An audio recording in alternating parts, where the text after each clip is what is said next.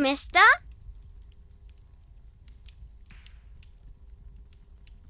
She clutches a small stuffed animal. Occasionally, she twirls it around. Yes, I am. Little Lily. You know my mom?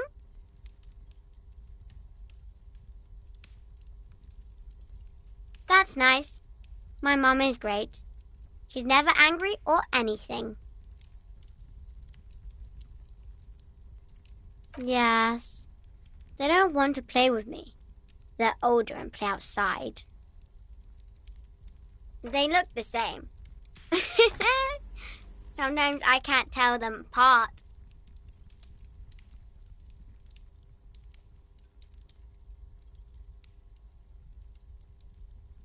They look identical.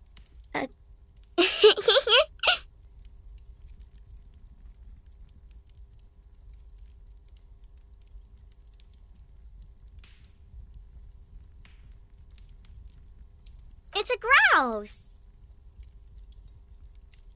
You might be able to get on Gart's good side if you make up for the skua you broke.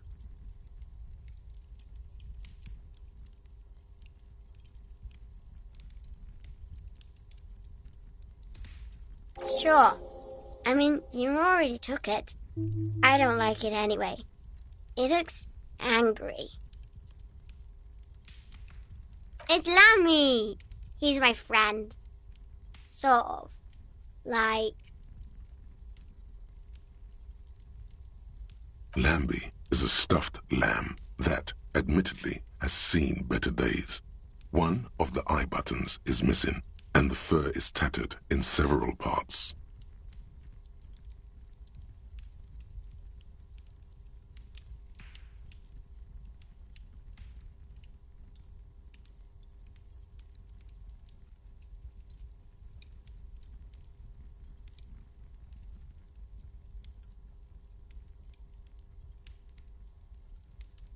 Lammy usually doesn't like strangers.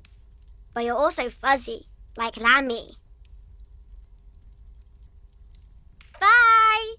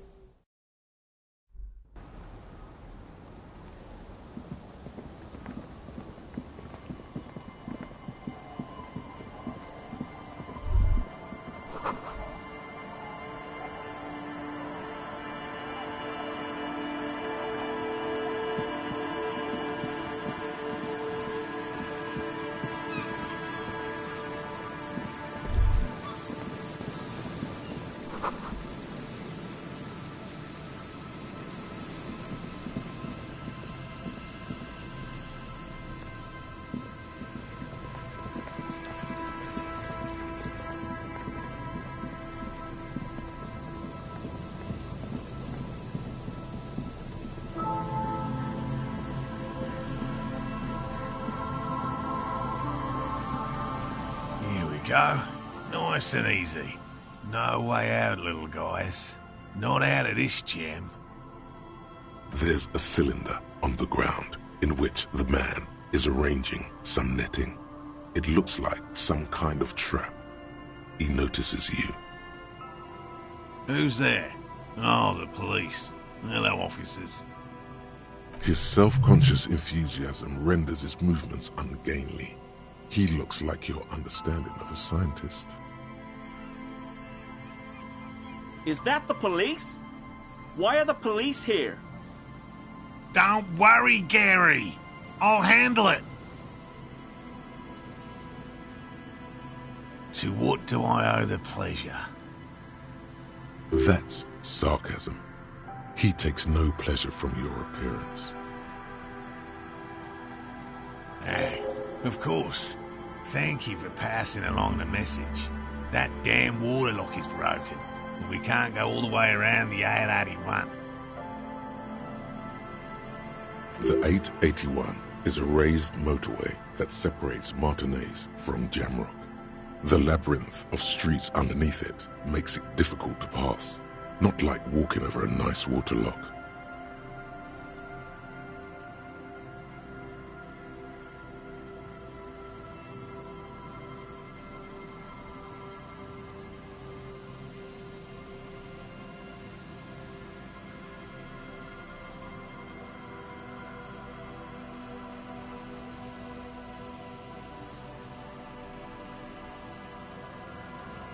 You broke the waterlock with a motor carriage. There was a billboard in the canal. Not a vehicle. It said Samaran Butter.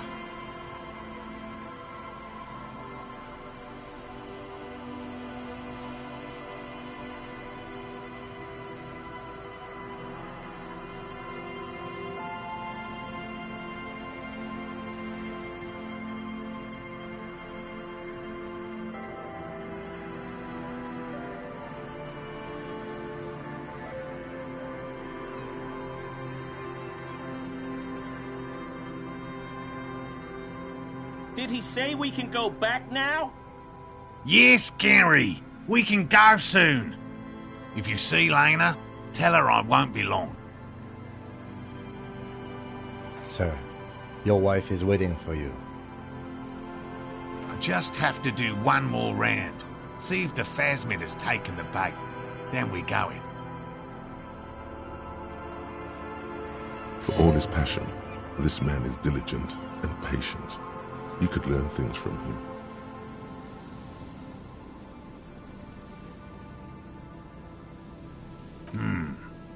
Well, first of all, it's damn difficult to find, which is why we've been knee-deep in the reeds laying traps for it.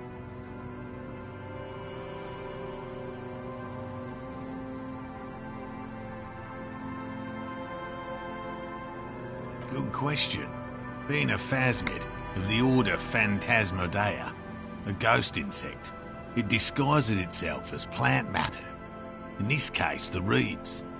Awful lot of reeds around, aren't there? And I suspect it may have also developed other specialised techniques to protect itself from predators, or scientists, in our present case. It's my hypothesis that it has evolved certain electrochemical defences that allow it to interfere with animal perception, impeding pattern recognition, confusing the visual cortex.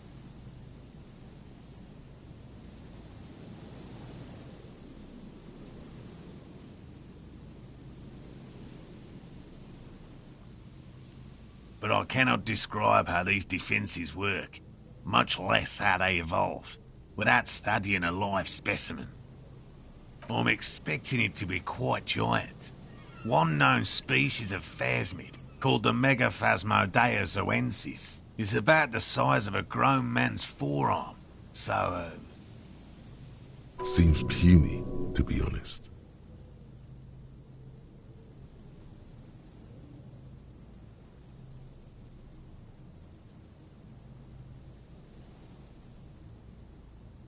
typical rookie assumption.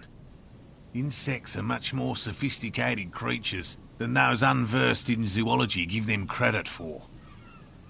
Even simply catching a glimpse of the Insulindian phasmid would be the apex of my, of any, cryptozoologist's career. But to study it and its defences, find out how it stayed hidden so long.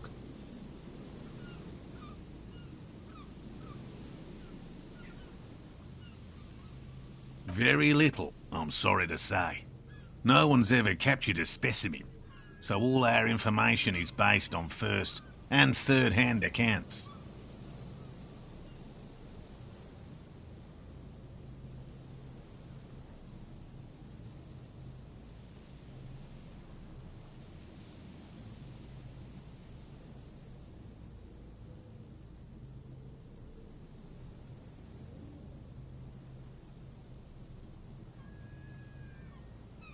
Not yet.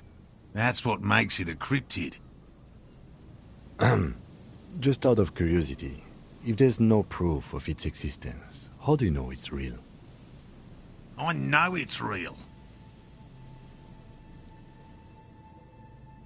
It's clear that his obsession with the phasmid is driven by something more than the pure pursuit of scientific advancement. By which I mean, I've heard enough first-hand accounts to believe quite firmly that the Insulindian phasmid is more than mere superstition.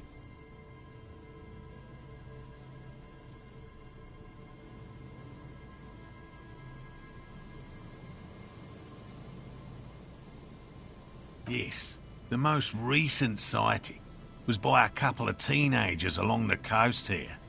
That's what brought us to Martinez specifically. It's the first credible sighting in several decades. Admittedly, it's an unusual location for this species, but with all the sewage runoff upstream, it probably doesn't matter much anymore. I have to resist the thought. Such an extraordinary creature is doubtlessly highly resilient. After all, it's generally thought to be capable of parthenogenesis.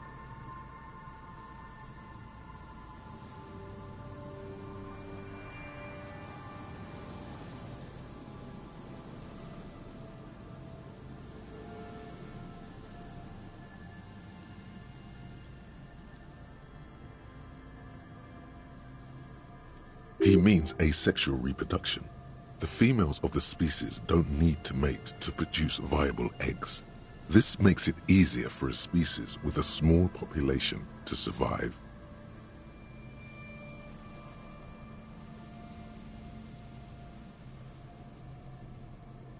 Yes, the Insulindian phasmid is a very clever insect. That's why it's so damn difficult to catch. But as a scientist, I'll try my best to remain dispassionate.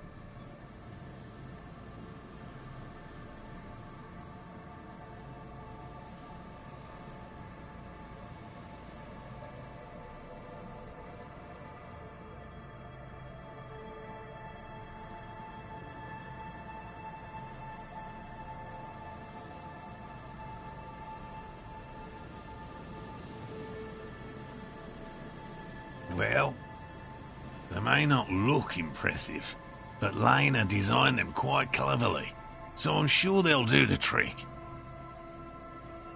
Yes. Simple. Attracted by the locusts, the phasmid crawls down the funnel and, having eaten its fill, can't get back out.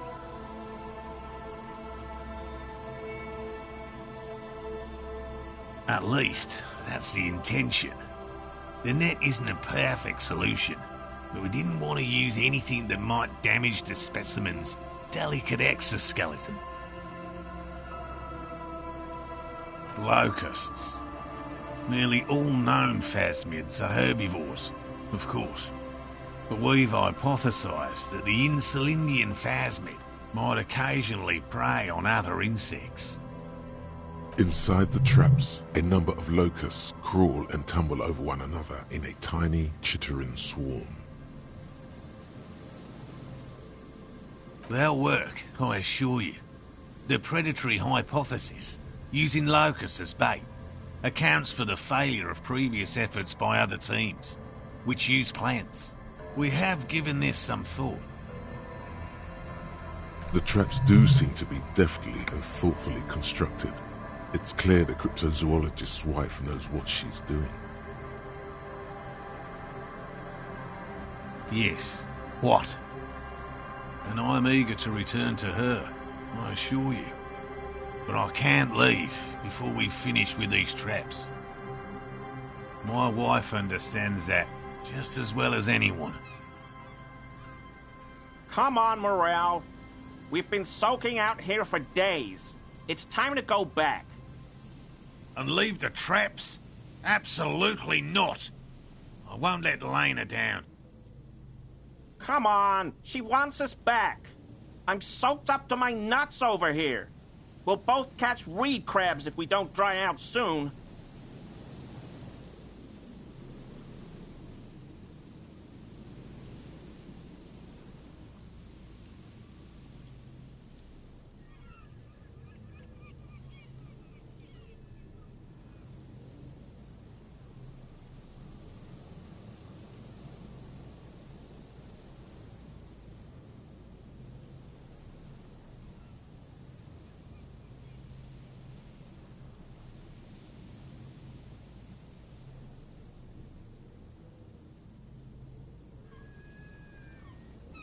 Of course it's important to her.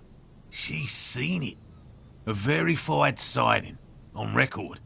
One of only 4 this century, and it's hers. She's seen it? Yes, that's how we first came to know one another, in fact. But that's her story to tell, not mine. Suffice to say, it's long been our dream to find proof of the Insulindian phasmid together. I can't abandon course now.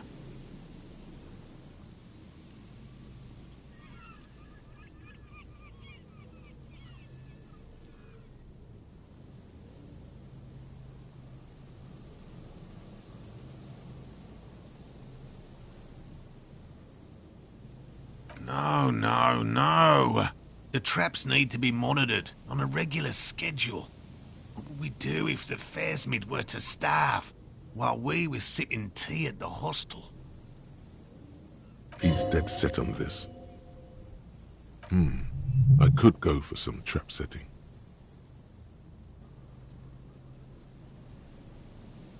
I didn't expect you to take such an interest in our work here, officer.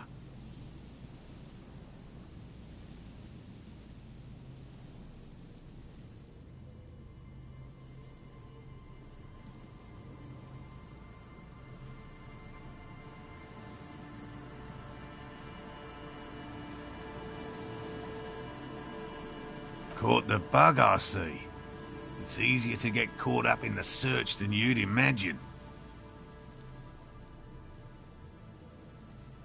That's highly unlikely, officer.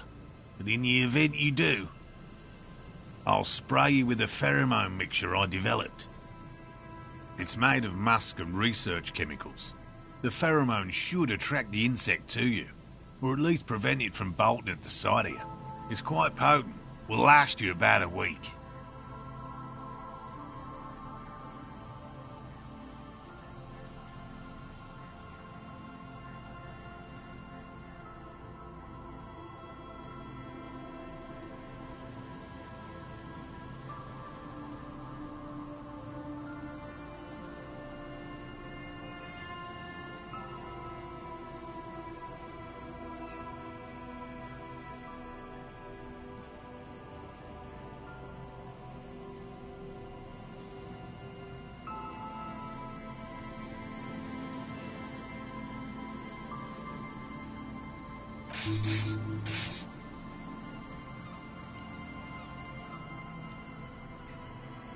I hope you're not buying this. It dispenses it without letting you touch the canister, so it would be precious like holy water.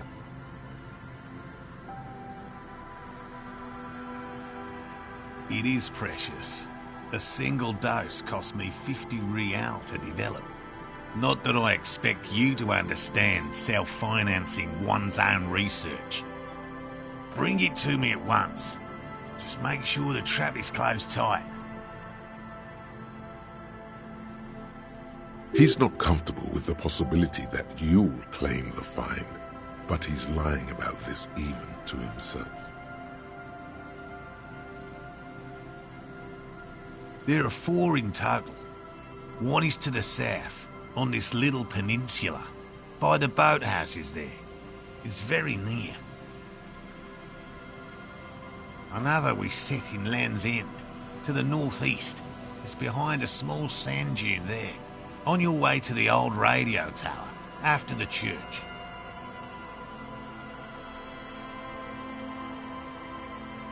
The third is set near the canal, where you crossed, by a concrete slab. A big thicket of reeds going up the slope, and among them,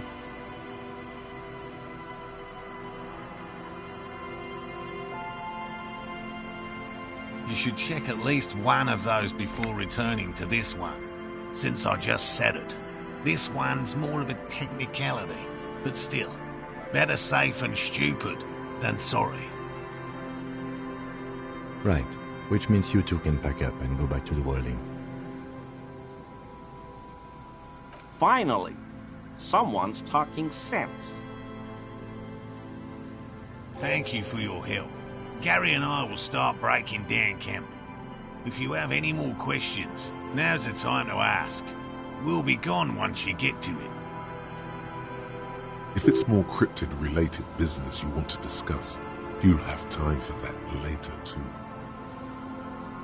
But what if the information is vital? On the hunt.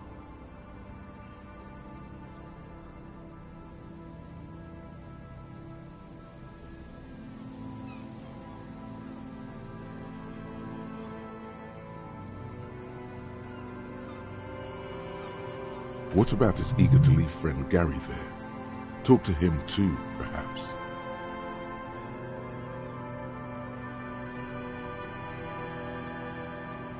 I've just always liked animals and puzzles. Searching for cryptids is a bit of both.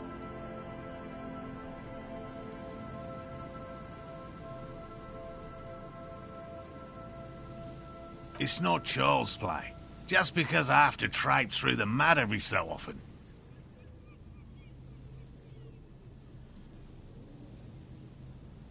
Real. I know you think one is a respectable profession, while the other is superstition. Everyone does.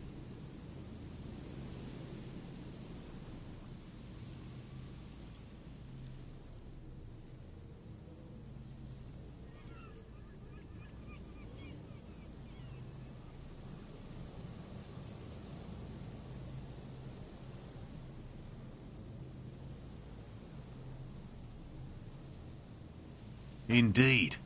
My methods do not differ from other scientists. I simply draw upon a wider variety of evidence. And I have more hope that something truly surprising might happen. No, as I said, I have yet to catch a cryptid, although I have come close. Close enough to keep trying.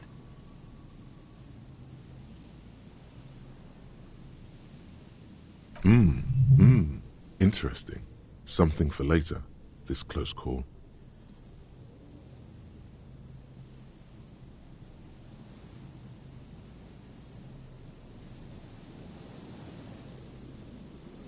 Everything from forgotten regional lore to newspaper accounts, like the one that brought us here, to look for the Phasmid. I keep a very open mind. He's interested in things that people believe that scientists don't. Most establishment scientists only care about reputation and remuneration, not real research, and certainly not the truth. They're a cowardly lot, and both the field and basement archives can be dangerous places. No. Very few cryptids are ever discovered, and not for a lack of trying. To stay hidden is a cryptid's primary quality. It's even in the name, cryptid.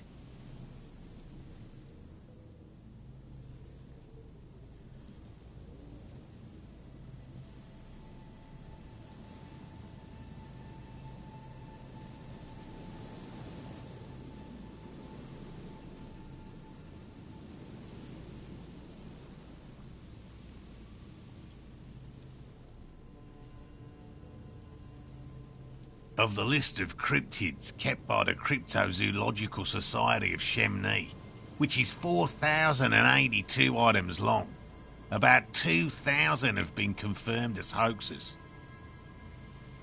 2 are categorized as confirmed discoveries. The rest are in differing stages of discovery, refutation, and data collection.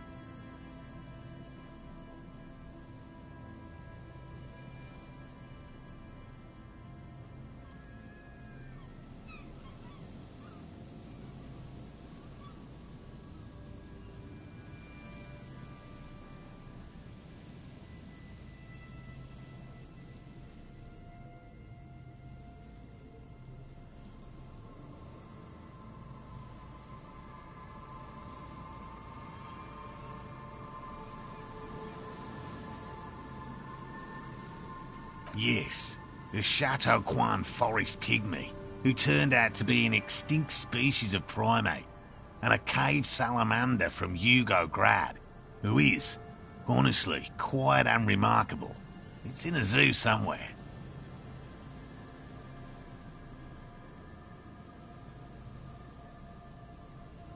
We cryptozoologists are brutally honest with ourselves. More so even than the public. With cryptids, most cryptids are hoaxes or they are never found. That does not mean we should stop searching.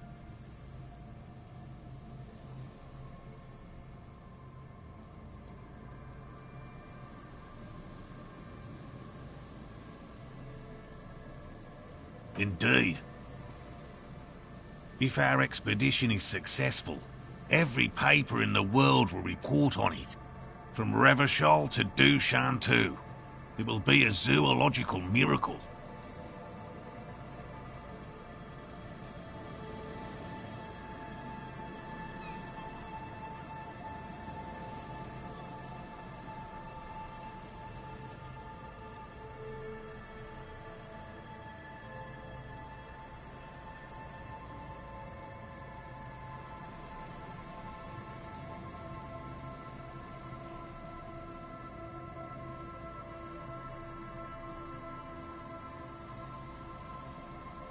Yes? Alright. What cryptids precisely? I usually discuss these things with specialists, so I don't know what. We would have to discuss. He wants to say, but decides against it, since you've offered to help. You need to ask him about specific cryptids. Cryptids you've heard about from Lena, or his friend Gary. He won't just talk.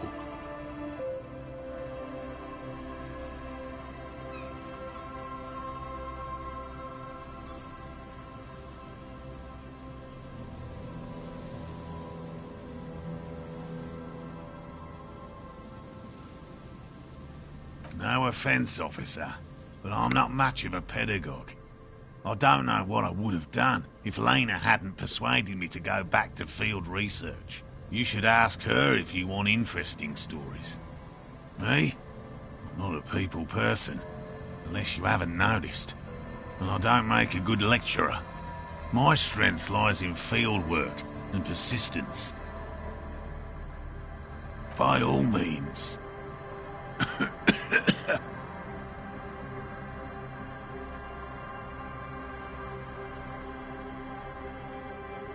Okay. Layman, you always have to prove... A willow person. It's a long story. One non-specialist would find rather dull. Willow people? Not at all. They're not people, really. Some argue they aren't really animals, as they seem to have evolved directly from trees. They're very, very thin, almost flat in fact, and can camouflage themselves easily, wrapping themselves around trees and blending in with the tree bark. In that way, they're not too dissimilar from the phasmid we're looking for here. You probably have. Gary and I painted an entire grove's worth of trees in slow-drying paints. It was a bright lavender colour. I was hoping one of the willow people would get paint on it and not be able to camouflage itself.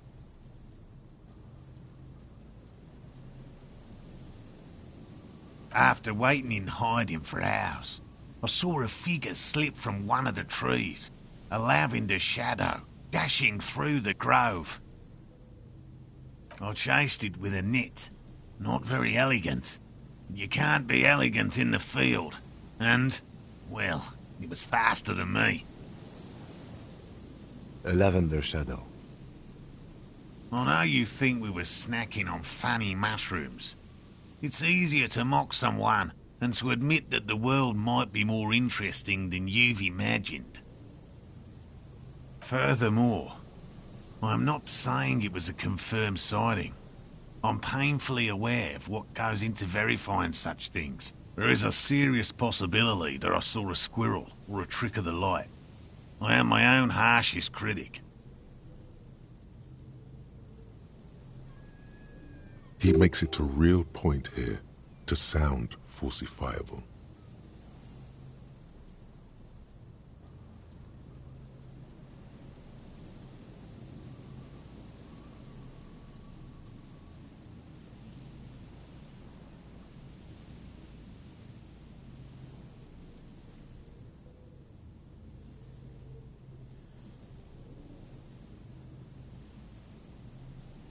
Confirmed.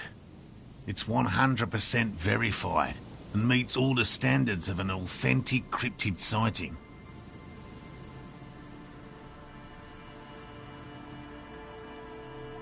By all means.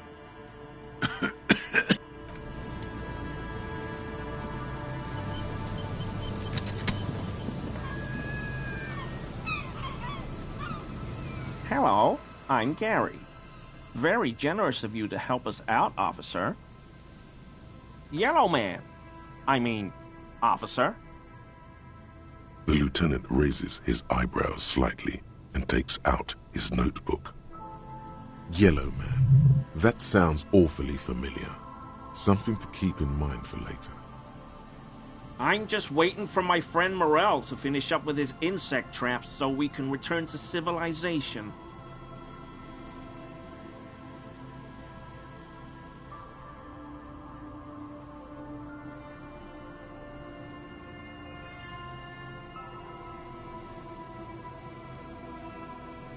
I like nature, just not this bloody coast.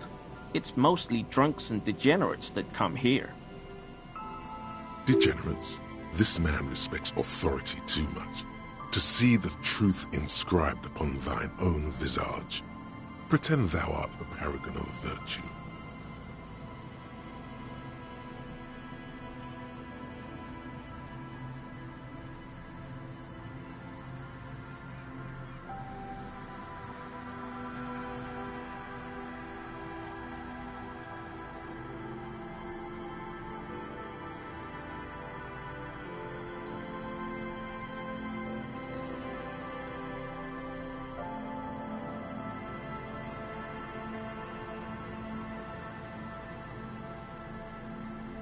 Dark times will do that to good men.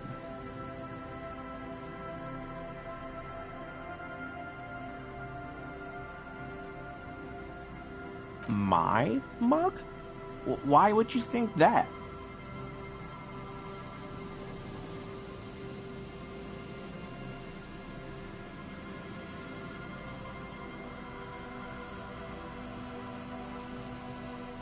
Really? I hear it all the time. All in jest, of course. No offense meant to anyone.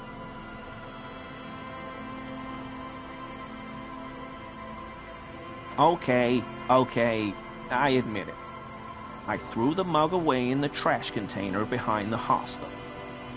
I know I shouldn't have, and I am very sorry, officer. You're not going to find me, are you?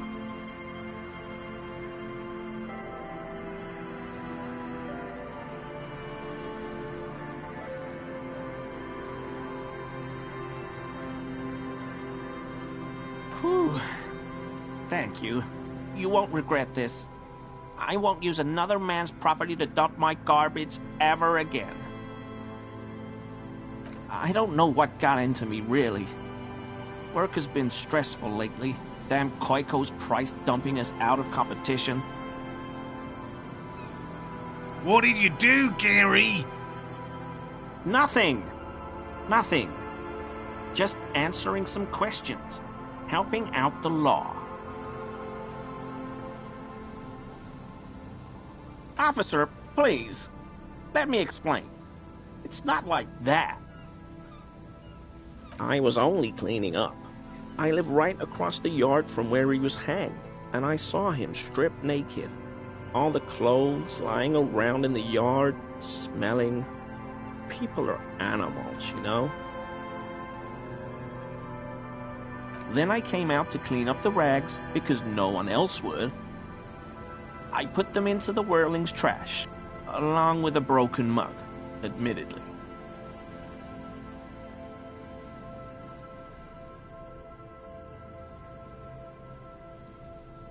Okay. I was coming to throw the mug away, and, well, I threw the mug there and the clothes too. Right. It was just civic duty. Exactly. That's exactly what it was. Civic duty.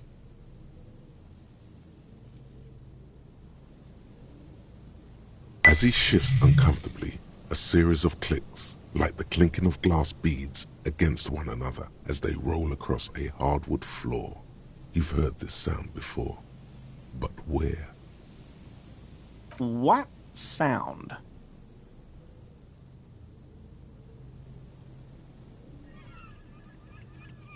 I haven't the slightest. There's lots of weird stuff out here in the reeds, though.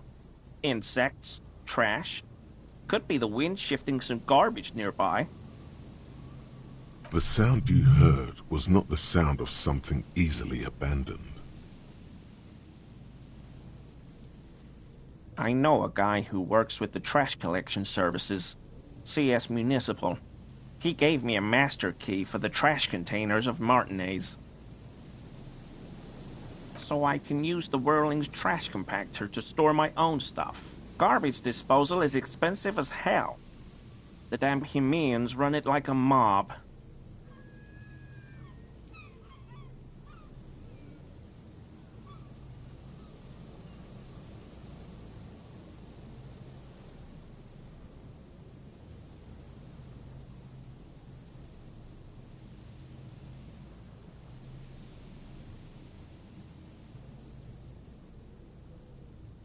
I'm sorry, okay? I thought I could cut costs. I shouldn't have. I shouldn't have disgraced myself. Disgraced? No need for the histrionic, sir. It was, after all, just a trash container. He studies his reaction. Gary doesn't answer.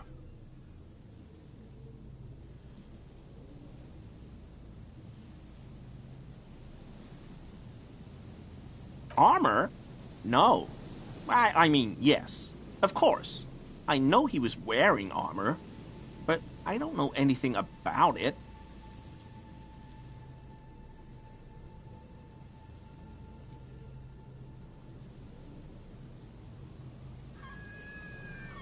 An infant could see he's not telling the truth, but he's too scared to admit more wrongdoing. There's something going on here. You should observe him more closely after this topic is concluded. What sound? Really? There's lots of weird stuff out here in the reeds, though. The sound you heard was not the sound of something easily abandoned. I hope I could help your investigation, in my small way.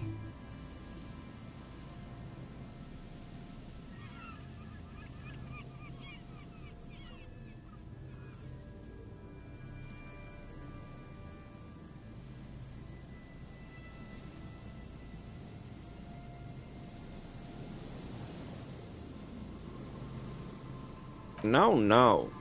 I help Morell with research sometimes, and I've learned some things along the way, but I don't usually go in for picnics like this on my own. There probably is a follow-up to this, but you can't think of any. Doesn't matter. Waste of time anyway. Gotta keep moving.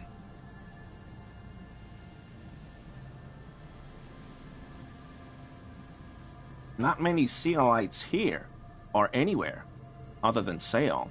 I meant no offense, truly. Do you remember how, when we met Measurehead and I said the next races will be a really good one?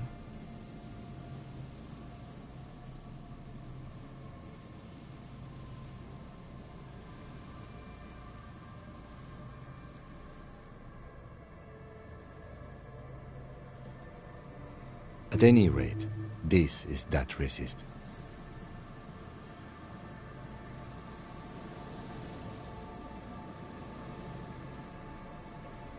Hey, man, all I meant was there are not many Sealites around here. I'm just stating a fact.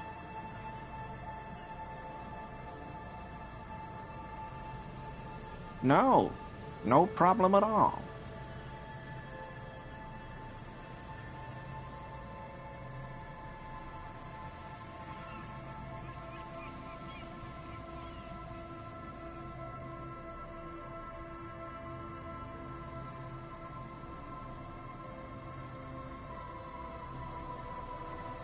I told you everything I know, sir.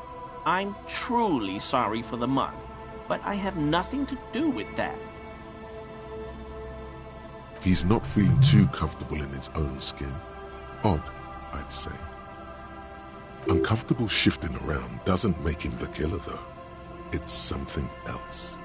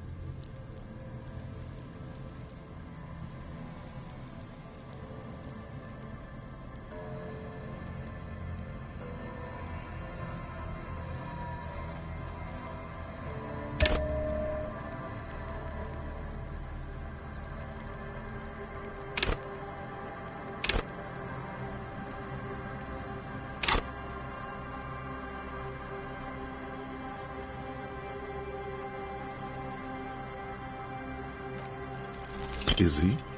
He's looking comfortable enough. Maybe it was just beads. Sounded like beads. But what kind of beads might a man like Gary be hiding beneath his clothes?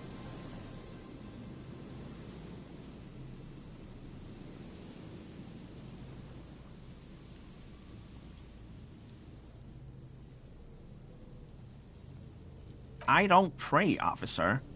Faith in non-existent helpers is a sign of weakness. Not for proper Revicolian men such as ourselves.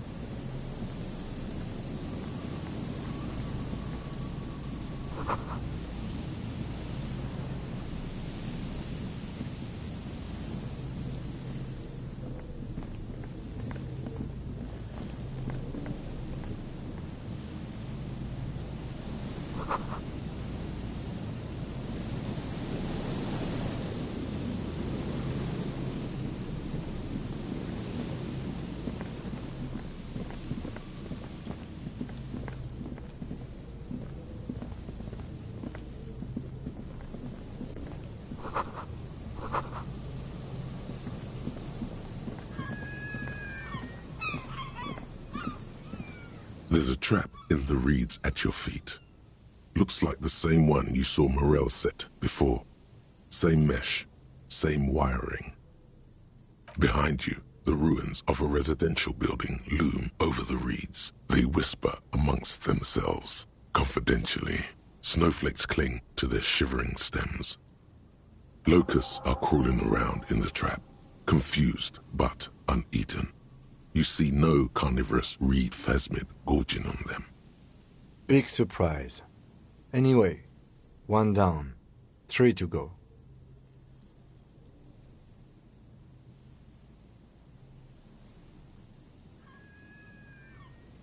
Surely. Anyway, the air is nice and fresh here.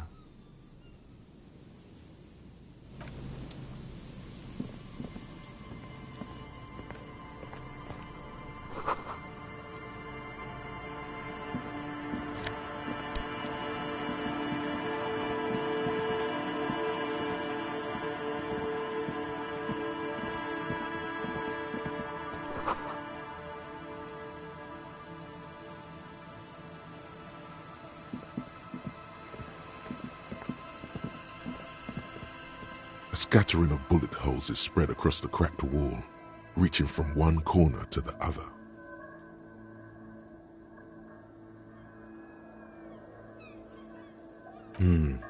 Correct. The density of the bullet holes is unusual, even in a general average bullet hole frequency in Martinez sense. Grim affairs. Meaning, this is a lot of bullet holes. Looks like fully automatic rifle fire. Something you don't see these days. The manufacturing and sale of automatic rifles was curtailed after the revolution. The destructive power of such tools proved to be too much. We do need to retain some humanity in this world. A row of ghostly shades stand facing the wall. There are many of them, a dozen at least, their heads lowered and eyes blindfolded. It's quiet. No sound, no movement. 10 meters away, other shades are lined up in an orderly manner, automatic rifles primed. A gust of wind blows by. The coats of the firing squad flap slowly in the breeze. A single person stands on the side. Snowflakes fall on the wooden planks and the surrounding sand dunes, covering the land with the white of innocence. A long time has passed since the moment of this fusillading. Rain and brine have since washed all the blood away. Not a trace remains.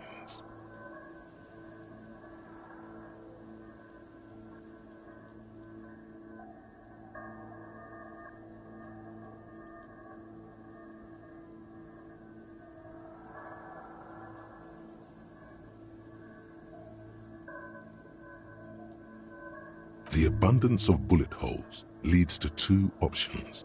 Either an inordinate amount of executions were performed here, or they did not use a conscience round, where only one soldier has the loaded rifle. Looks like this was a mass execution with everyone fully armed.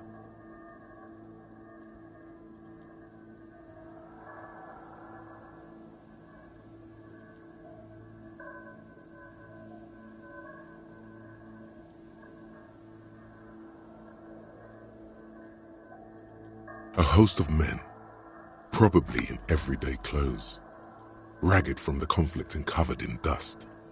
They were not sitting, a common practice for executions in some nations, as demonstrated by the height level of the bullet holes. They stand, facing the wall. It's impossible to discern any details about their personality or background. Ordinary people. Familiar, each and every one of them. Leeches, fleas, and thieves, all the freeloader scum living off the hard work of others. Such is your belief.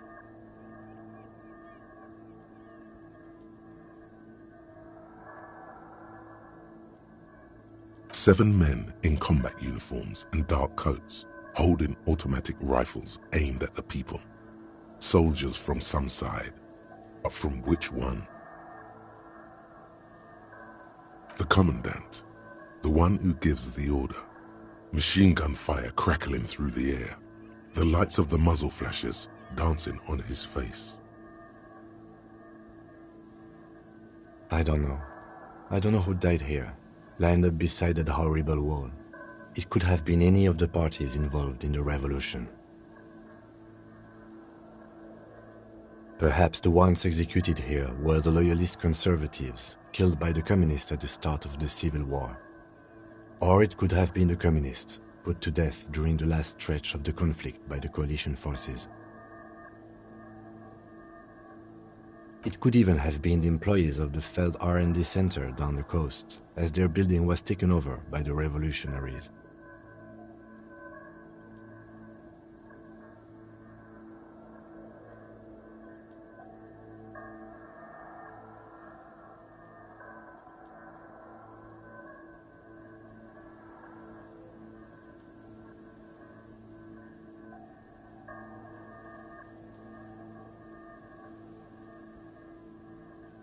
Or maybe...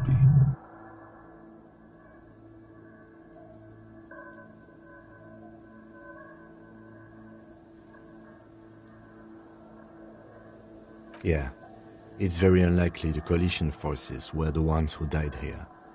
They were always the last ones against the wall. To be honest, if a coalition member was anyone in this situation, it was the commandant, the superior giving the orders.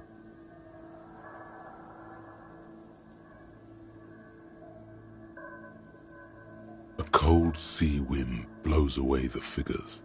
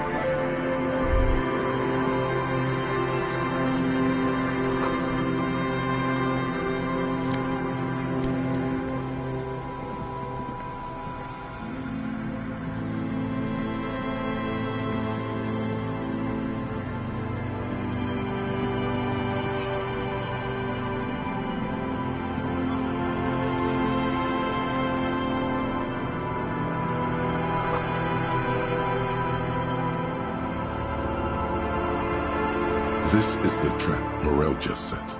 Checking it over, he said, is just a technicality. The reeds by the abandoned campsite hiss and shake. It's good the cryptozoologists left.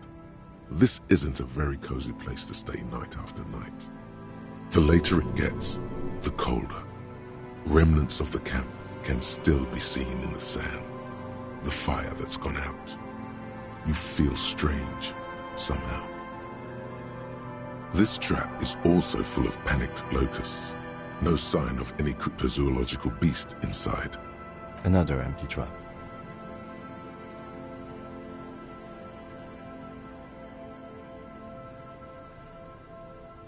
Yep, the next one has a crab trapped in it. These are just crab traps, you do realize.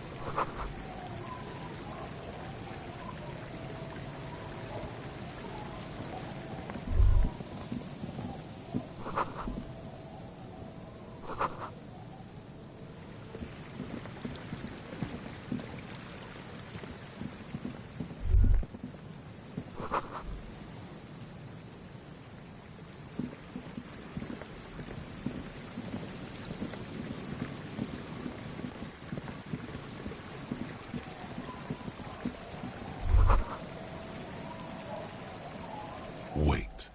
Take a longer look at yourself and how you're reflected in that slick chemical rainbow. What do you see? Metaphor. It's always metaphor.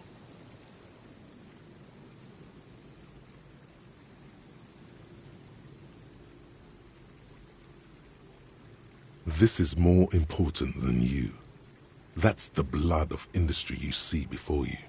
The runoff from Coal City, further down the coast.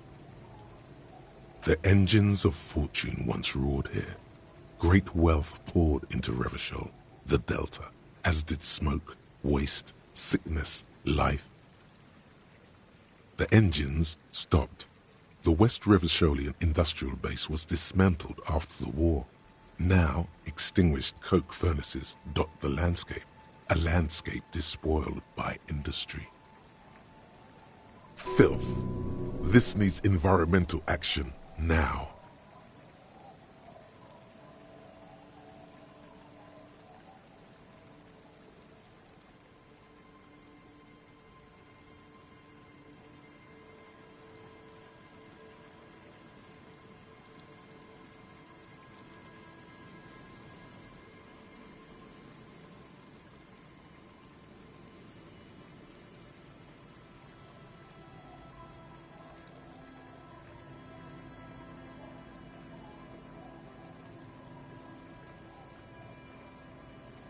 Perhaps you could dedicate your life to cleaning it up. But you're a cop. You must concern yourself with different messes. Even so, it's pretty to think.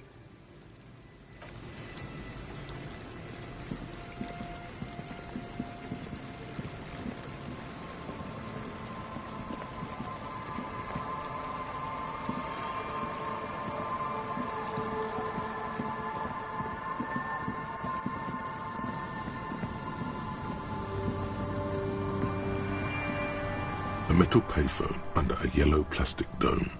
You could use it to call someone, unless you're out of change.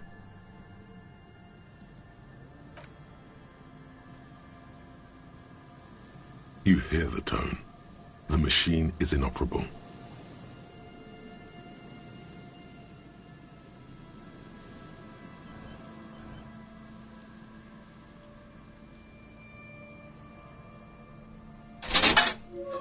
Calling.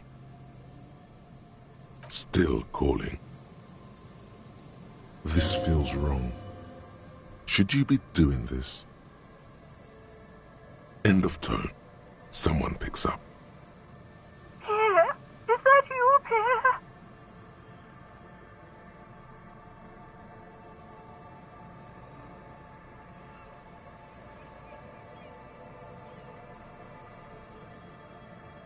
So nice of you to find the time to call me. It gets so lonely. Even the animals have died. Are you sure you're Pierre? Your voice, it's different. There. Chrysanthemum. Her voice is drowned in white noise. Sounds like waves washing a beach, growing in volume until the call suddenly disconnects. You get a sinking feeling. It makes you look if Lieutenant Kitsuragi overheard you. To your relief, he did not.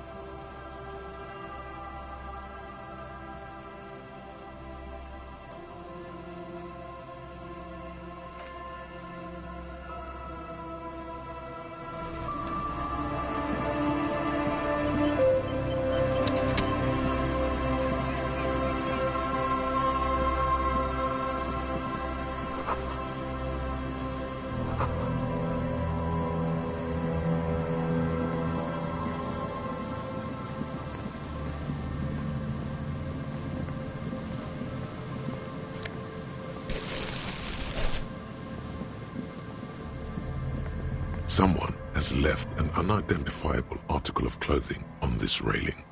It smells really bad. It's streaked with dried seagull shit and tangled with pieces of seaweed. A dangling arm suggests that there might be a jacket beneath the crust of filth. It seems likely that it was left in the surf until someone laid it out on this fence to dry out. Unfortunately, that just seems to have stiffened it into a shapeless mass. Please tell me you're not taking that with you. A clue? You think our suspect is a seagull who's been defecating on unsuspecting jackets?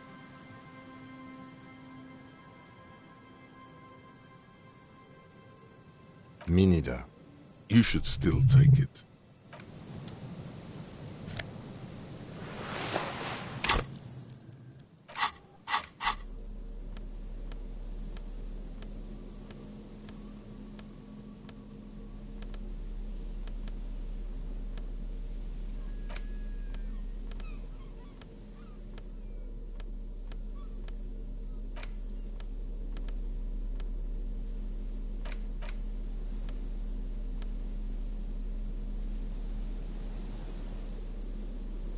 As you hold it in your hands, it makes an uncomfortable crunching sound.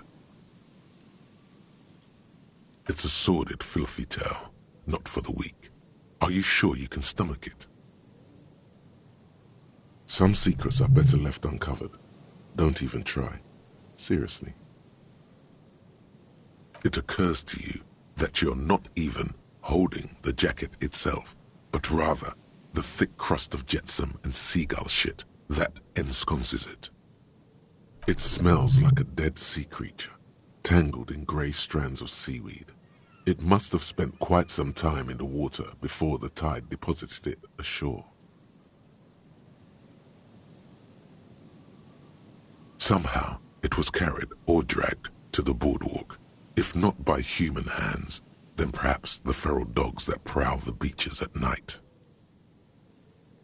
The faint impressions of many footprints are also present, though it's impossible to tell what kind or how many.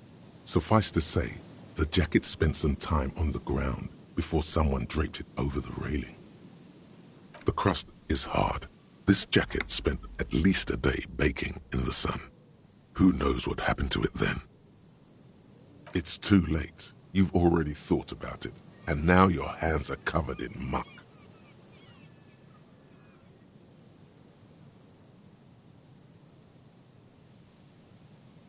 Now you're just flicking that shit everywhere. This is a disaster. You'll never get the smell out.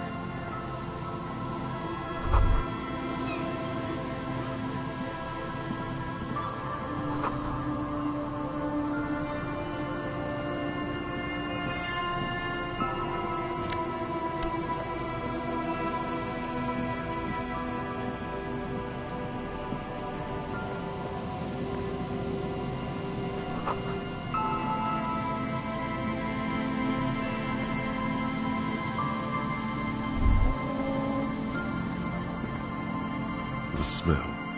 It's awful and familiar.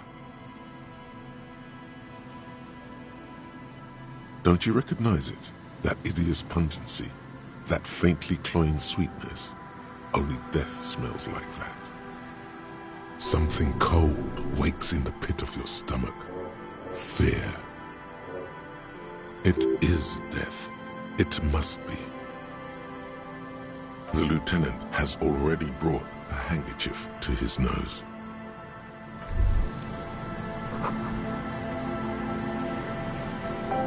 There's some tear, an empty cigarette package and a crumpled kebab wrapper in the trash bin.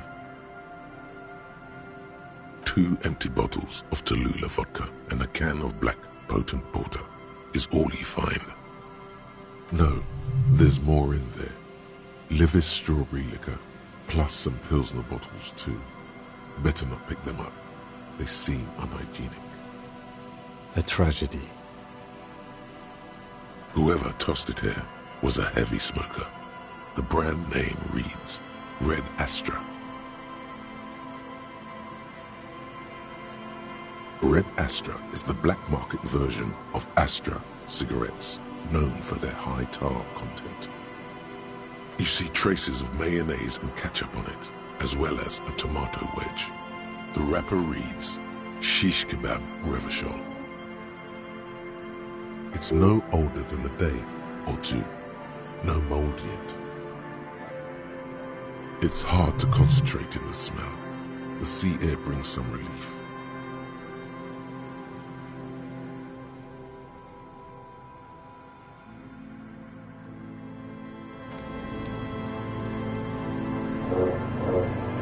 A man lies on the boardwalk, his limbs bent and neck turned at an unnatural angle.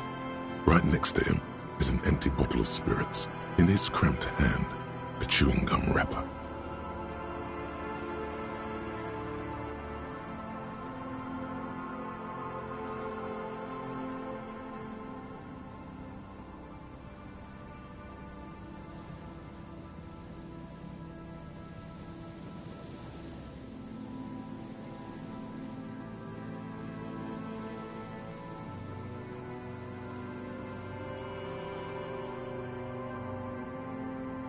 Half of his body has slipped between the cracked boardwalk, starting with the right leg.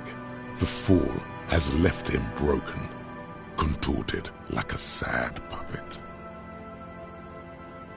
The smell is not as bad as a 2-week-old corpse, but it's definitely heading there. Hold on.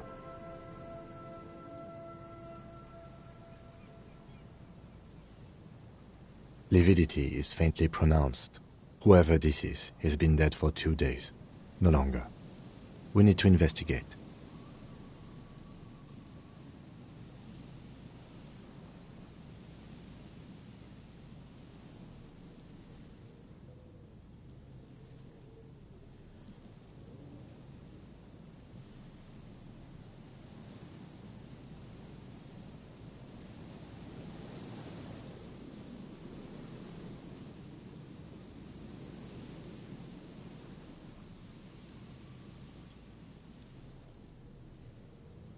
Another dead body. This is your job. Steel yourself. Calm now. Carefully. Just another day. Just another dead body. Breathe. He's wearing mud-caked boots, beige trousers, and an old brown leather jacket with a bright blue lining. There are traces of kebab sauce on his chest.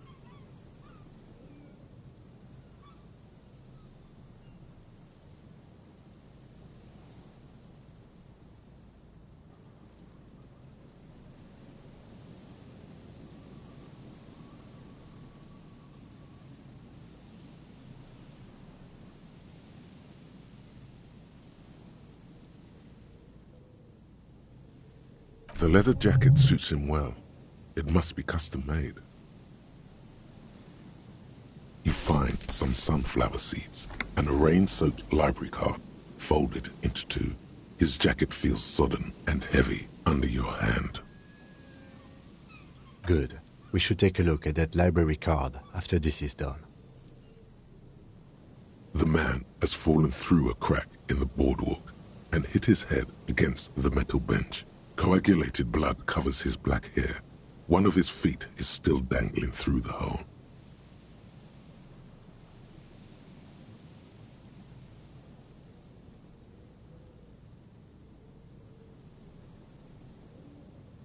A bad fall. It might have been dark outside. This place is a minefield in the dark.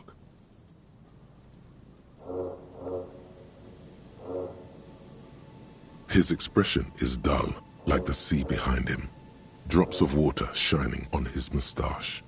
His eyes, empty and wide, look frightening in their frozen gaze. Height 170 to 175 centimeters. Curly hair, stout build. Age approximately 50 to 60 years. There's some dried blood on the metal bench, right where the corpse's head rests. The floorboards are rotten and slippery wet around the hole. An empty bottle lies nearby. A chewing gum wrapper is clutched in his fist.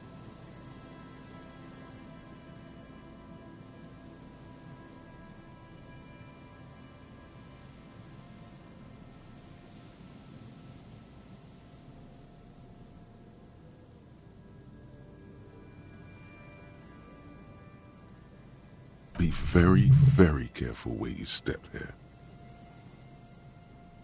A dried chunk of blood covers the hair at the back of his head. An open wound. It's sticky and cold to your touch.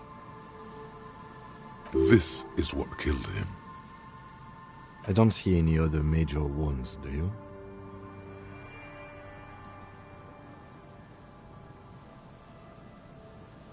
Seems like the head wound was fatal. It's exactly the shape of the bench. They screech under your feet ominously. It's hard to say whether the dead man's weight was the cause of the boardwalk to break. It definitely looks fragile. You see waves churning below. Something cracks beneath your feet. He could have easily disappeared into the sea through that hole, and you would have never found him.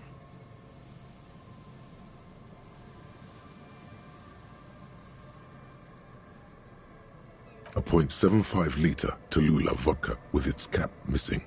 There's hardly anything left inside. Tear all around us.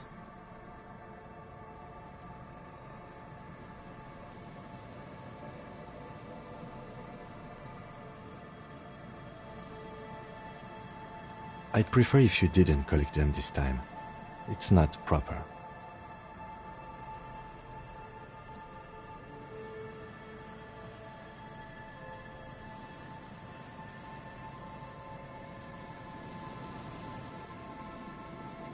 Grabowski spearmint chewing gum. Green leaves on the cover. The man's mouth is half agape from the terror of the fall.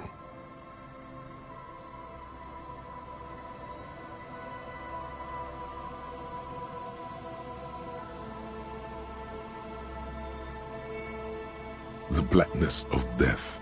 Stench. You think you see white chewing gum too. Confirmed. Nearly the whole pack is there. Solidified on his lower rear teeth. He ate the whole pack, right? It's to cover the smell of alcohol before going home. The worst thing is, I've seen it before. Almost the same scenario. Even the chewing gum. It's always the same. The entire boardwalk creaks in the wind as you take a step back. Looks like one of the locals. He'd have to know this spot to come here. You don't just walk over here. But that's just a lazy assumption. What do you think?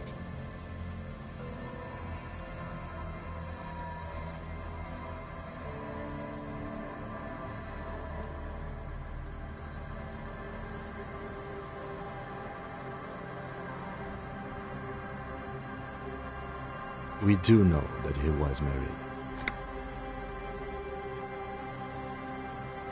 But you're right, let's not run ahead. For now, all we know is that he's an unidentified middle-aged man found dead on the Martinez boardwalk. Death by misadventure. He slipped and fell through the boardwalk. A truly unfortunate accident.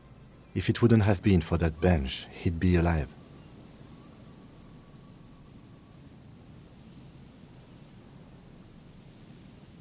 They'll seal this place off after the news reaches the coalition officials. I doubt that they have enough resources to actually repair the boardwalk. Not that sealing it off would keep anyone away. All it does is keep the city council's hands clean. No, I don't see anything that points in that direction. For now, let's treat this case as a simple, albeit sad, accident, unrelated to the murder case. Agreed. If this somehow converges later, why not? But keep it simple for now. Oh yes. Some symptoms of acute alcohol poisoning could have definitely played a role here. Severe confusion, respiratory depression, unpredictable behavior.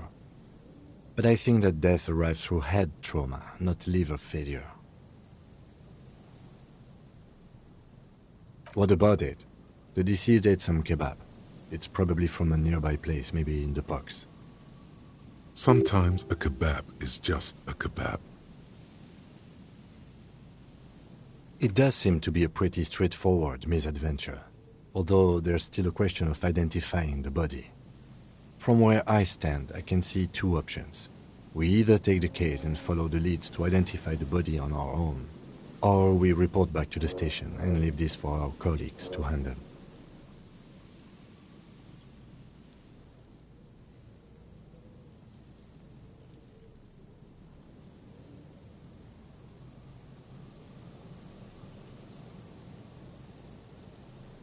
A field autopsy isn't necessary if the cause of death doesn't appear to be criminal, and this looks like a simple accident to me.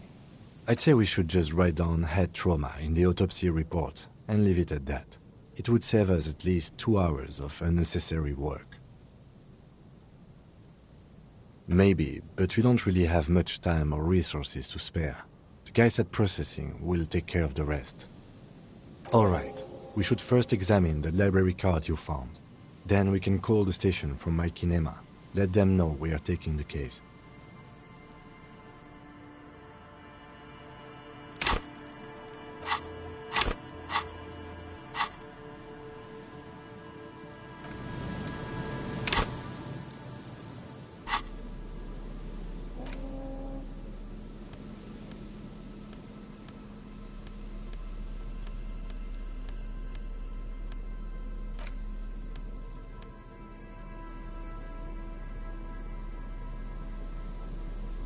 The library card is folded into two and still slightly wet to the touch. The front side reads, Central Jamrock Public Library Card, issued to Billy Mejean, expires July 53. Billy is a unisex name. Could be the deceased or his family member.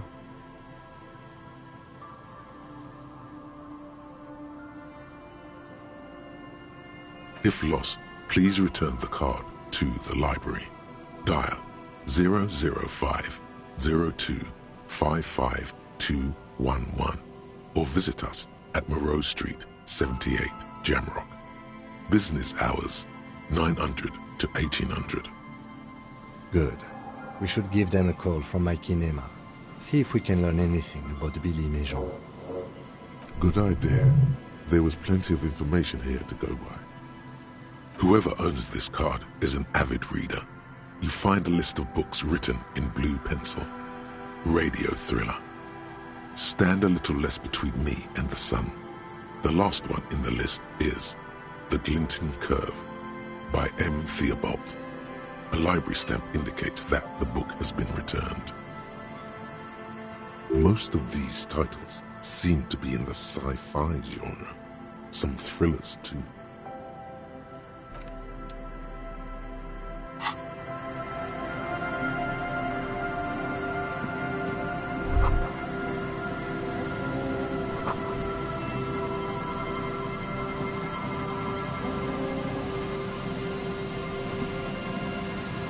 There's some tear, an empty cigarette package.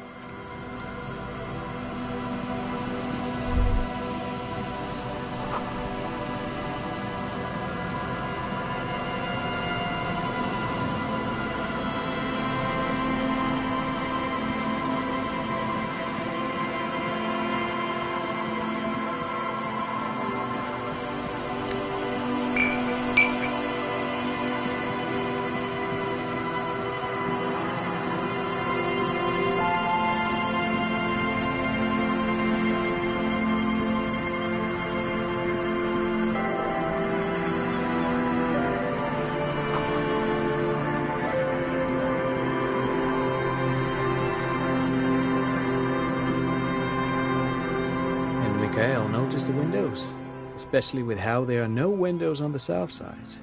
This was to deal with. You officers, come to investigate the historic subtext of West Martinez? I'm Tran Heilostam. You must be Kim Kisuragi, right? I was just telling my son about this building. Not a lot of people realize the historic significance here. Very rich in hypertext.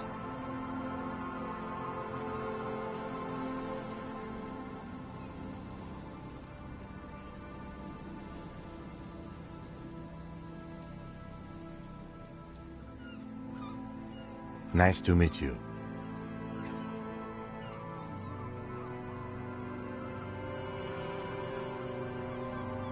Yes, hypertext. Young Carp and the collection of cultural hyperlinks. Yes, hypertext. Young Carp and the collection of cultural hyperlinks. Oh yes, so Mikhail.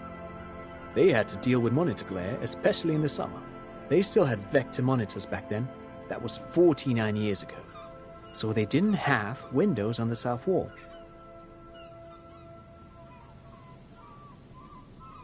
No, I can't say that we've met before, but I've heard of Kim, of course. Mikhail, say hi to the officers.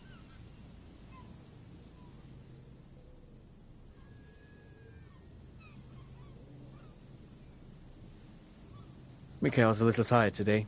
We spent all night trying to run Orbis on his radio computer. Have you heard of it? It's a programming language used in Grad. Quite tricky, but he wanted to play this Grad-made adventure program. We've been getting really into verbs lately.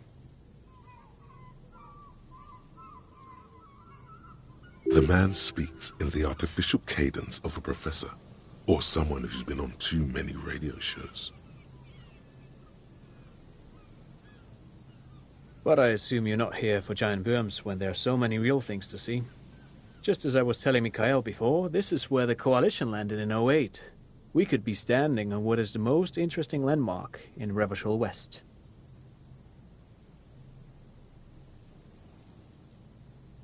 This man is your half-brother. You feel it. But why? Well, get a load of this guy. He really enjoys his trivia. The Orbis programming language was named after its inventor, Victor Orbis, a cybernetician from Grad. They run Vox in the Occidental countries.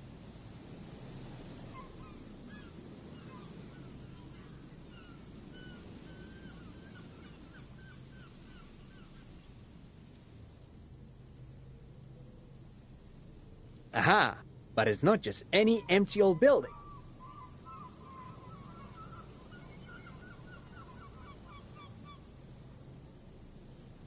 What not a lot of people know is, this used to be the R&D department of Felt Electrical. And Felt, which now sells ink cartridges mostly, was once a top dog in the turn-of-the-century cybernetics boom.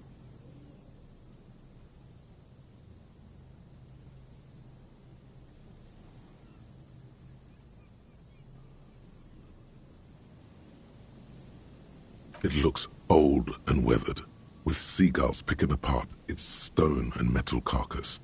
Bushy undergrowth has taken hold of the collapsed rooftop. Some kind of bird has set up a nest on a broken windowsill.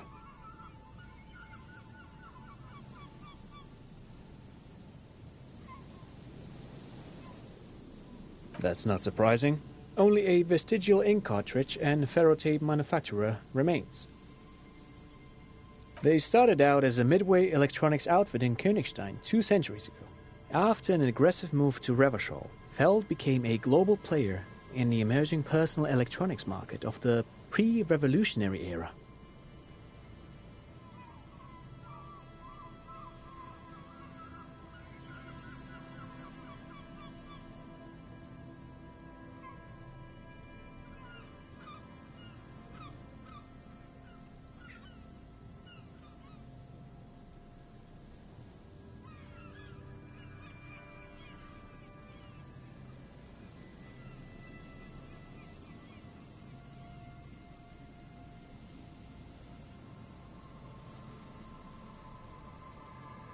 Still, Tricentennial was beating them in business machines. But Feld had an ace up their sleeve. Or should I say, they were developing an ace up their sleeve. I'm mixing my metaphors here.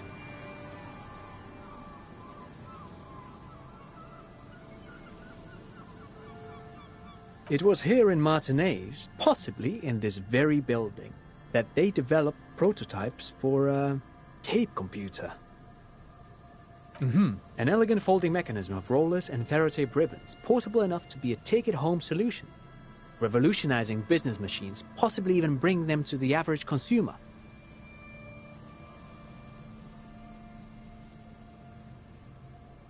Which is a feat of engineering even today's giants, Rehm, ICN and ZAM, haven't achieved yet.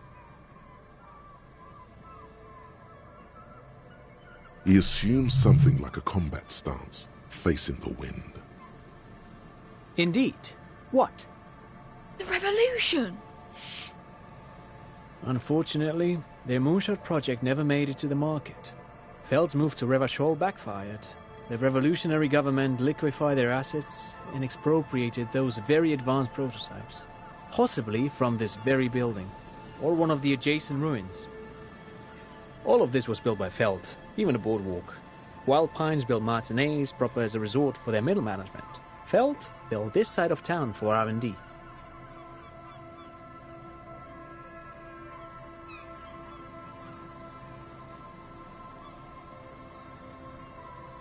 Yes, they even built a pleasure wheel, but that got destroyed in the war. A pleasure wheel?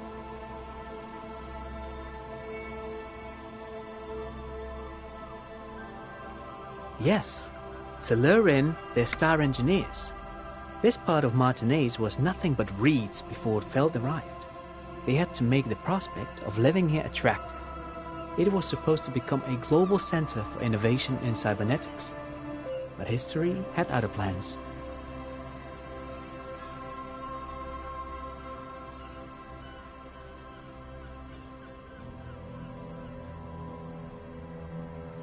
Oh, I'm afraid it didn't end well for the boys. But this story is a bit too dark for little Mikhail here. Now, if you were to ask about tape computers...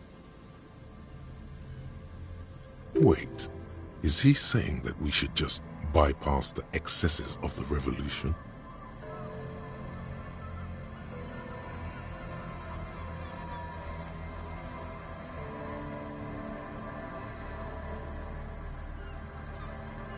Officer, I told you this chapter of history wasn't on Mikhail's curriculum yet.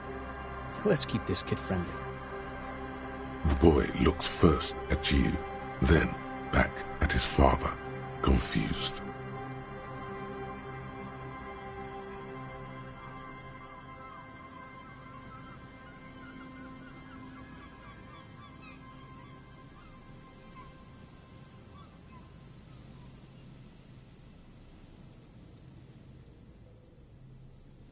They used them for military communications, but also to write and send out press releases, the most notorious example being Le Décret de Mars.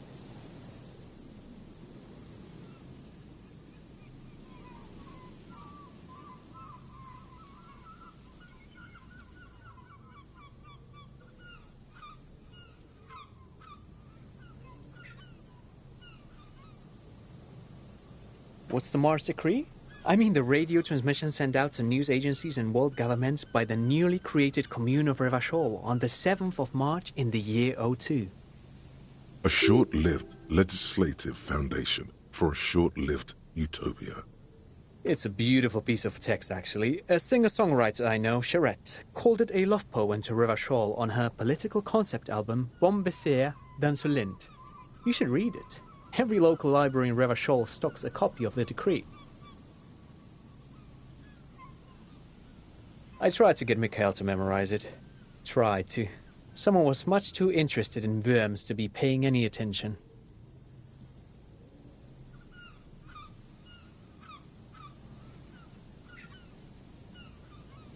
The kid takes a peek at the green and silver worm on the cover of the book, already forgetting about this part of the discussion.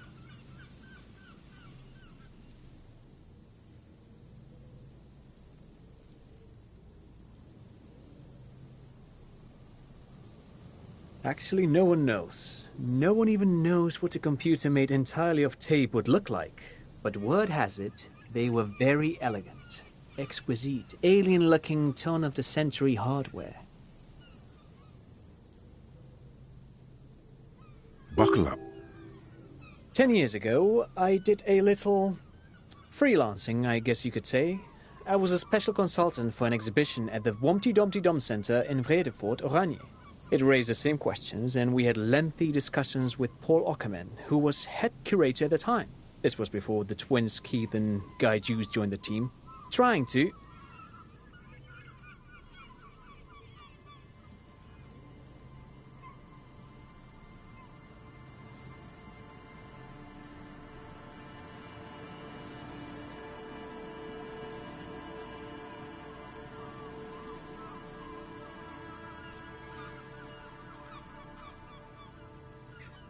Wait, did he just say Humpty Dumpty Dum Center?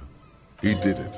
He said Humpty Dumpty Dum Center, like it's the most natural thing in the world. What the hell is a Humpty Dumpty Dum Center? And who the hell are Keith and Guy Juiced? The Humpty Dumpty Dum Center for Contemporary Arts. The exhibition itself drew on Lagerman's notion of memory, and so there were some parallels. That's why the head curator, Paul Ockerman, chose to...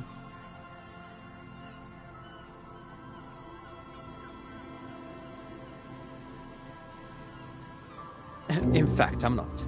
The Humpty Dumpty Dum Center is a place you can visit if you're ever in Vredefort and are ever in the market for an exhibition space / contemporary art research center.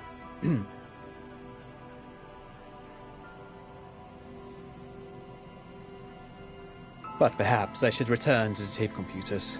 As I was saying, the device itself was very elegant, fragile even. One could write directly on the tape using a special chemical solution. The machine would then analyze the handwriting, perform operations, and project output onto a white screen. It was a beautiful, delicate thing. Made of black film and folding tape structures.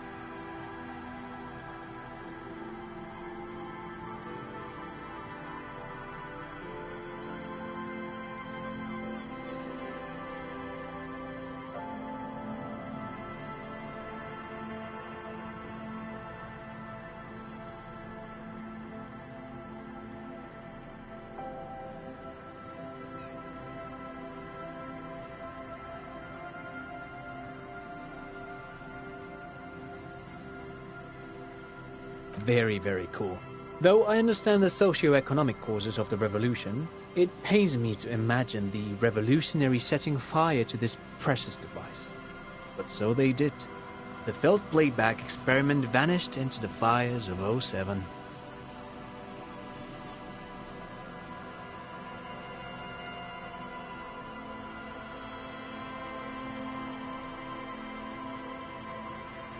Yes, the official name of the prototype. Some sources report it as the Felt Playback Experience, but those are incorrect. Who knows? Maybe it was an accident, or maybe they didn't want the technology to end up in the wrong hands. Either way, they're all gone now. All 3 versions of the prototype. Nothing but debris and ashes remain inside that building.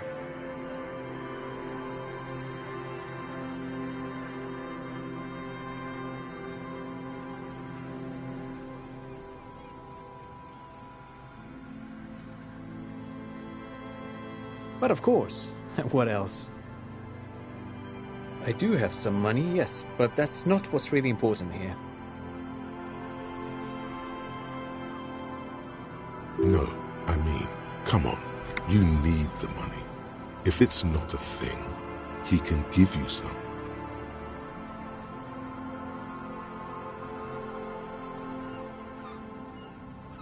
Oh no, I don't have it on me, officer. I was talking in more general terms. I'm just spending time with my kid here, showing him around the lesser-known parts of our hometown. It wouldn't be wise to carry huge amounts of cash on such expeditions. Not that he would have to worry about being robbed. He looks surprisingly buff. Does he work out? I do some Lomantang stick fighting now and then. Lo Mantang stick fighting is a form of martial arts originating from the island of Lo Mantang. It uses slender wooden sticks for confronting the opponent. Actually, a great many cultures have their own version of stick fighting, such as the sacred Mabolo tradition of the Harli people, a name deriving from the butterfruit tree traditionally used for crafting the long, slender sticks, whereas the sticks used in other cultures...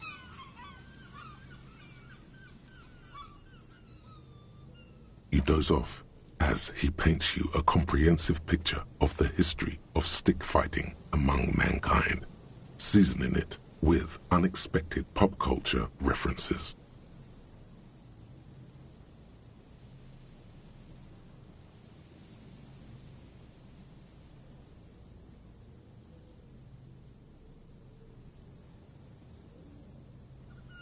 Man, he's good at speaking. People must love him. But anyway, I'm boring you with details again. You were saying?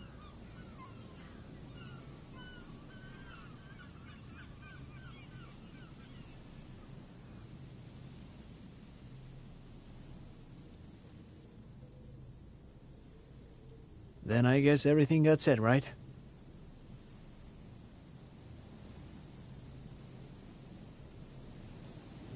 Sure. What's on your mind?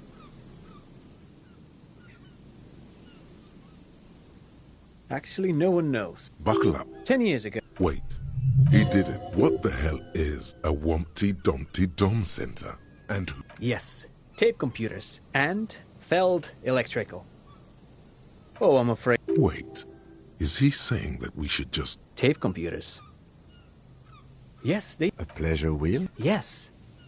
Yes, they even built a pleasure wheel, but that got... A pleasure wheel? Yes. To lure in their star engineers. This part of Martinez was nothing but But of course, what else? No, thanks to you for having me and little Mikhail here to pick your brain. A very interesting conversation indeed. Pick your brain? If anything, this was rather one-sided. He did the talking. Whatever.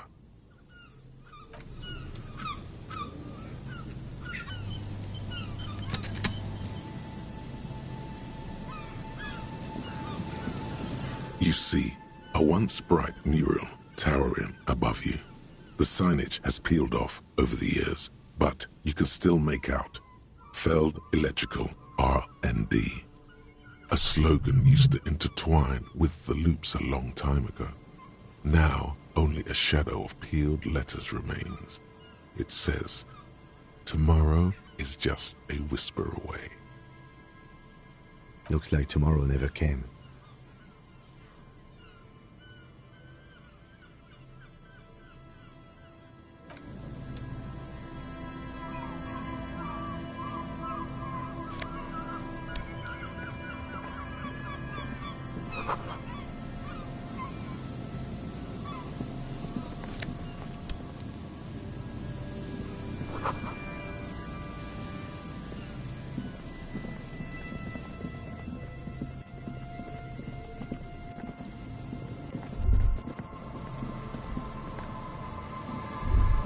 The remaining windows rattle from a strong gust of wind.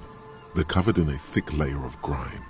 They must have been like this for 40 years. No, I won't even try. You know, I had a partner once. They called him Eyes, because he had to show me things. It's that bad.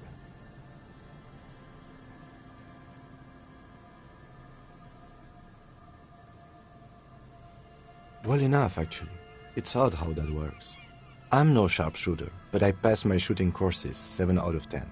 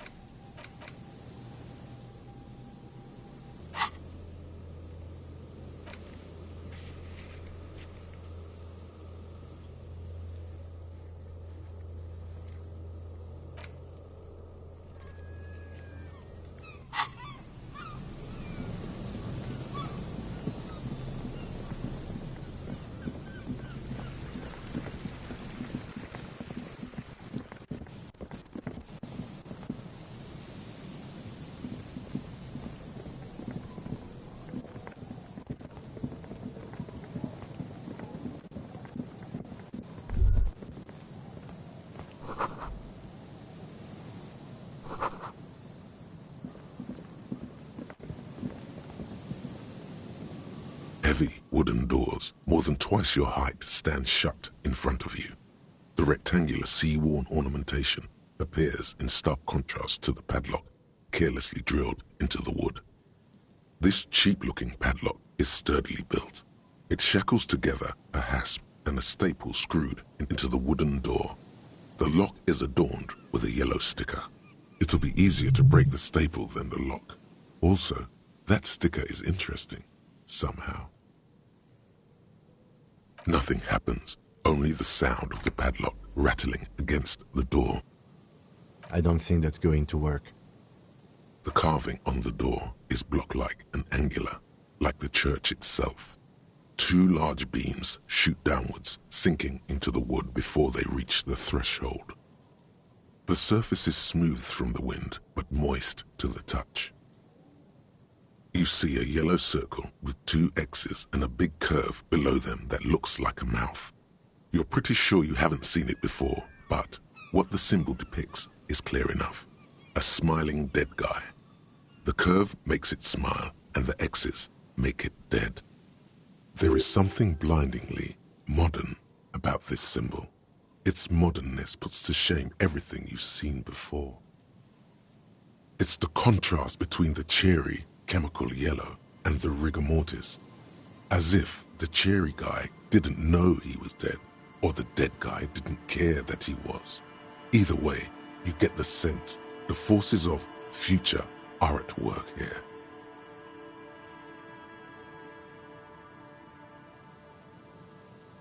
He takes off his glasses and uses a blue handkerchief to thoroughly wipe them clean before inspecting the sticker.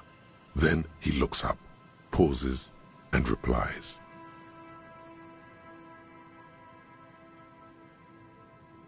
No. Looks like a dead man smiling.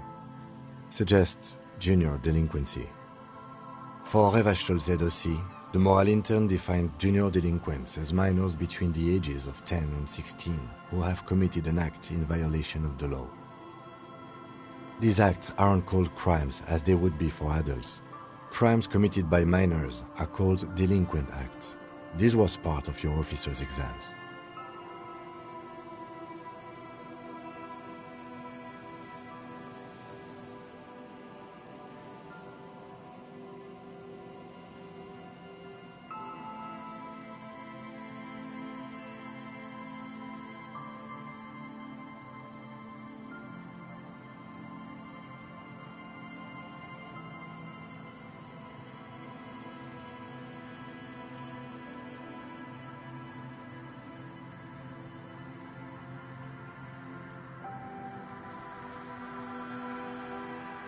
I haven't seen that sticker before, and I'm not a youth.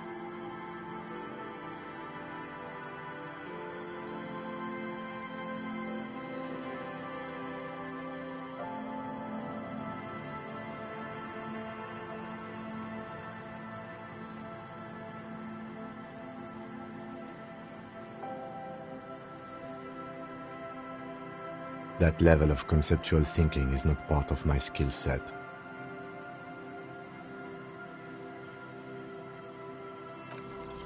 There's nothing like the sound of a sticker unpeeling. Now it's stuck to your thumb.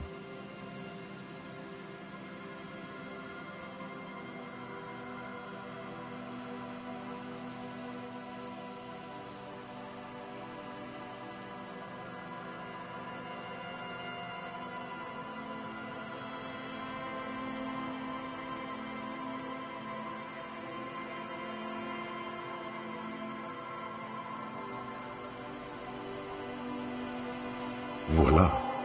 Looks very modern.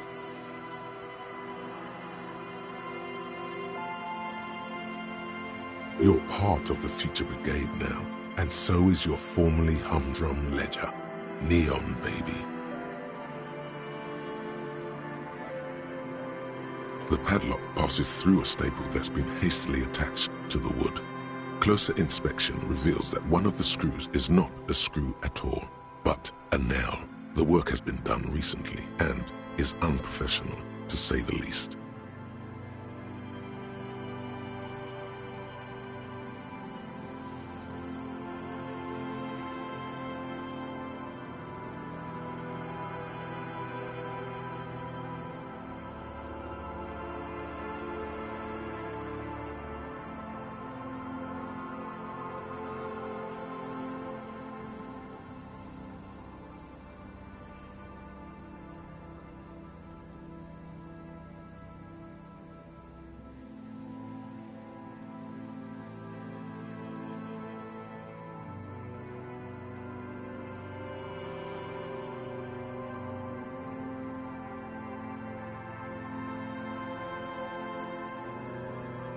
Should you want to get through, it might be easier to just pry the whole thing off. Maybe we should circle the building first and look for another way. The building has seen enough mistreatment. Yes, the pulsing base. A sure sign of junior delinquency, somewhere east of here. There's something on the sea ice there.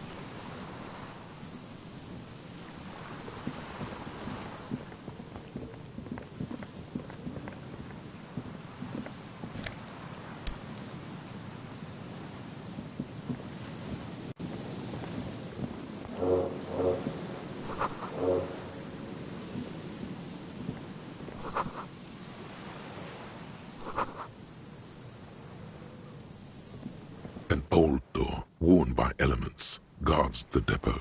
The wind has blown a sand dune in front of it. The door hasn't been opened in a long while. You see a handle. It's military, a service depot of some sort. The washerwoman mentioned a depot up the coast. She said it was for moving ammo and cargo across the bay. This might be it.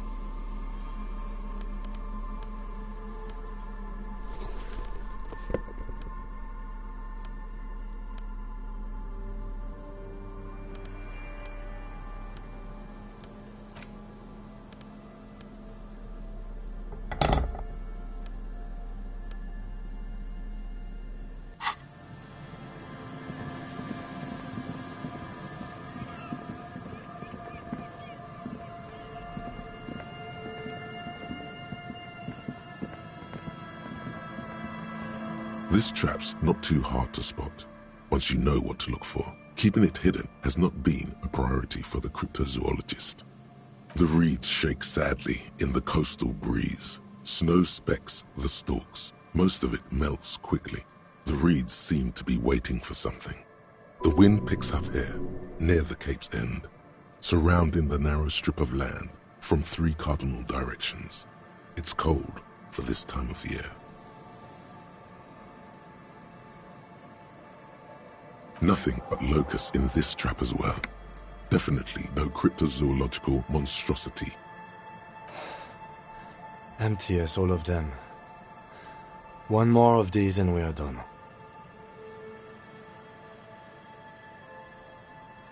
I'm just glad we haven't found some poor cat trapped in one of these.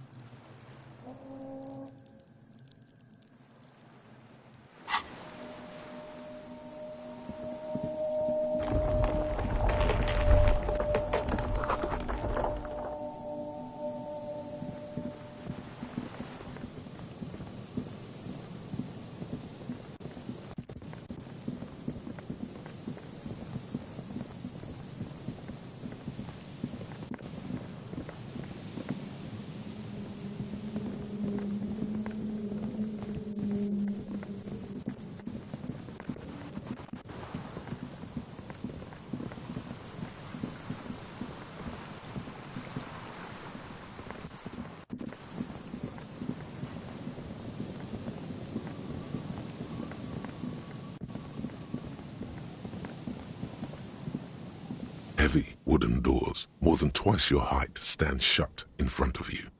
The rectangular sea-worn ornamentation appears in stark contrast to the padlock, carelessly drilled into the wood.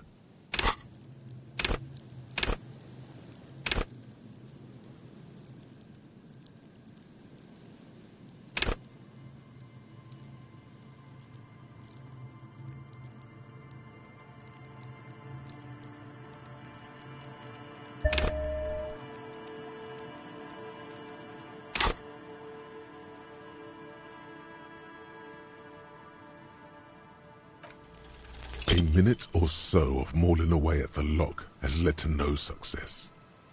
I'm not as sturdy as you are. I have even less leverage. The doors remain unchanged, closed with a padlock.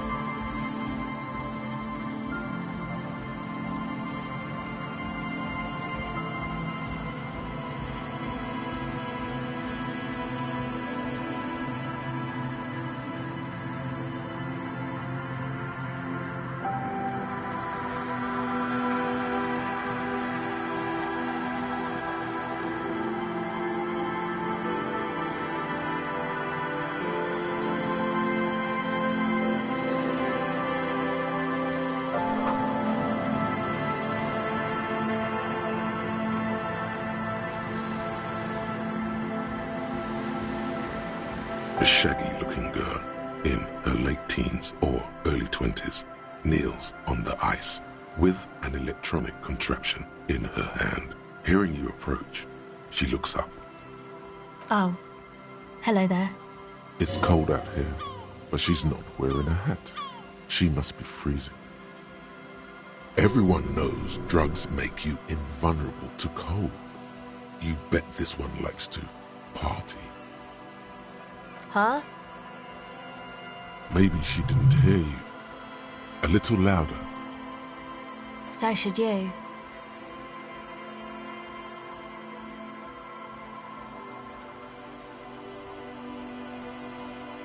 Oh, I didn't notice that.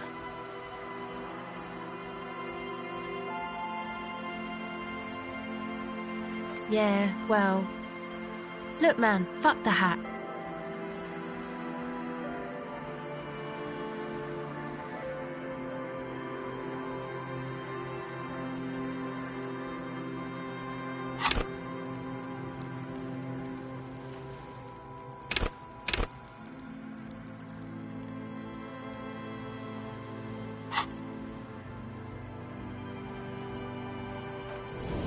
Lots of feeling. Feel it up. Way up.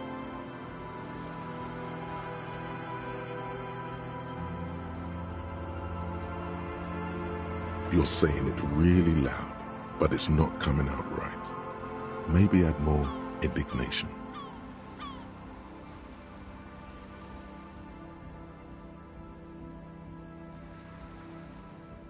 More.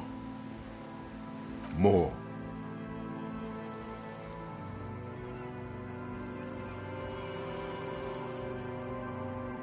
I didn't mean to. I'm sorry. The lieutenant is watching the scene unfold before his eyes, unsure how to react. The girl looks down, slowly curling into a ball.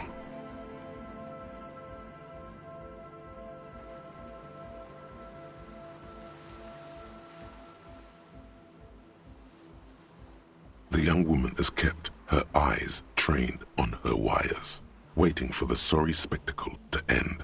But it's gone awful quiet up there. Then, the sound of sobbing. Looking up, she sees a grown man on the wrong side of 40, his face bloated from alcohol and God knows what else. Not so quietly, crying. This isn't really about the hat, is it?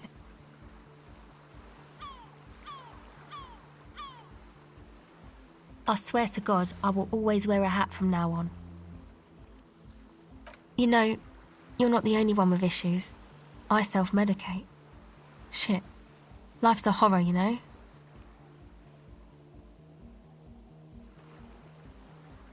Crying helps, though. Get it out your system, and then maybe we can talk, okay? I'll be here.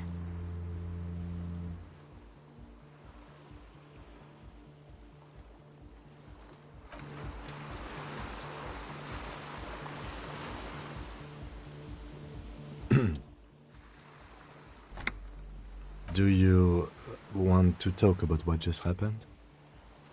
Normally, I'm opposed to discussing one's feelings, especially on duty.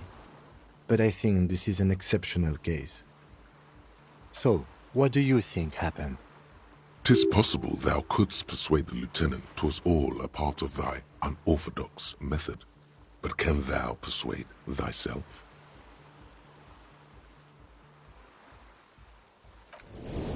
Thy pen of lies runneth dry. Best to simply deny the truth, bald-facedly. So you're saying you didn't break down in tears just now and nearly tear your shirt off? Uh-huh.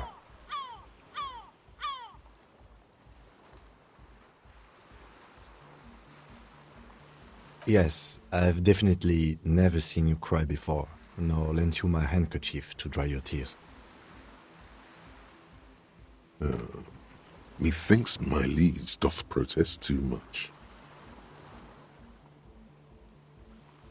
A performance that would make the star of a radio melodrama blush.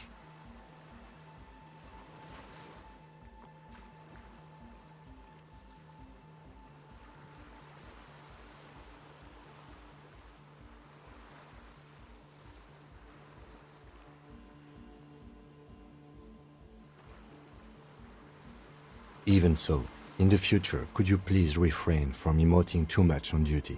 The quasi-legal status of the RCM means we need to project strength twice as consistently as any other police force in the world.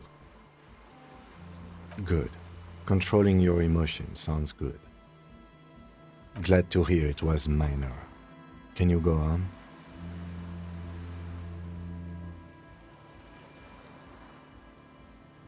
Then, let's go.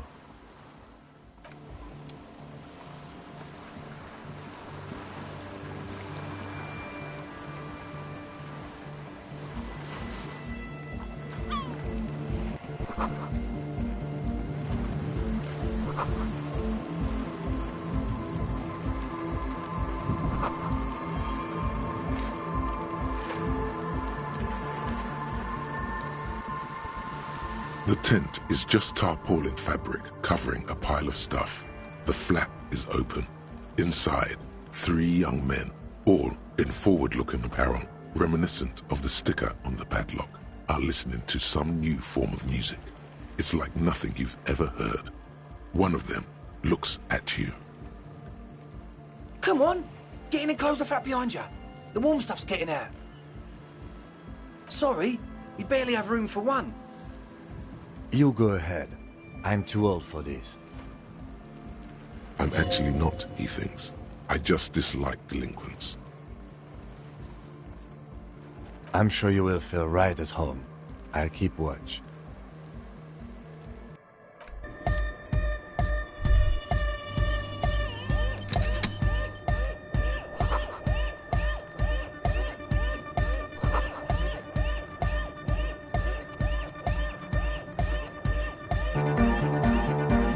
A young man with peroxide blonde hair holds up a Harman Welshi tape player, nodding along to the music.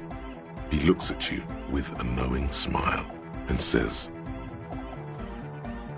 Hardcore! It's hardcore! Skibbity, skibberdanger. I am the rearranger. Could there have been a right way out of this garden of forking paths, you think?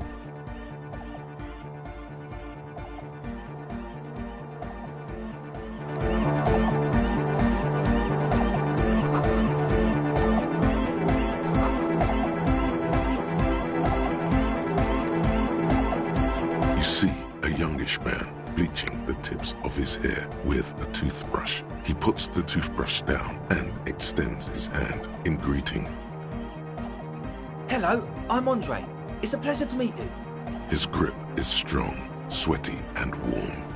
He's trying to project and inspire confidence. This is my posse, Noid. The young man with earrings looks at you suspiciously. And Egghead. Egg!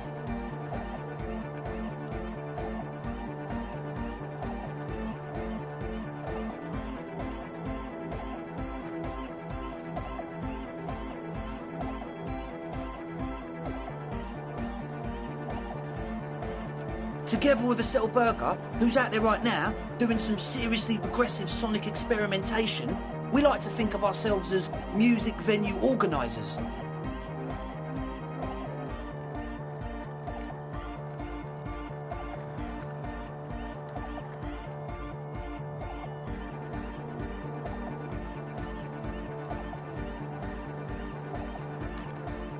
We have many in the pipeline, officer. That means they haven't set up a single one yet. You see, we've been all over Jamrock North, prospecting for real estate to establish a new venue in. Also for talent. Yeah, thank you, Egghead. And while there is no shortage of raw, unfettered talent spinning tapes in Jamrock, we've had rotten luck with the real estate part. Place is a shithole. I apologise for my friend Noid's potty mouth. I realise this is not how you speak to a police officer. He has authority issues.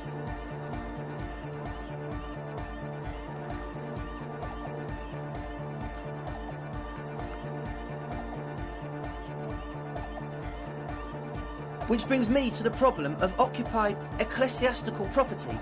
I bet you've noticed the derelict hive of narcomania on the coast. An attempt to pander to your perceived conservative sensibilities. No person his age would ever use a word like narcomania with a straight face. Don't fall for it. I'm talking about the church, and I'm not exaggerating. Even a place of spiritual refuge can become a magnet for all sorts of dopeheads and burnouts if left unattended. Dopeheads. Burnouts.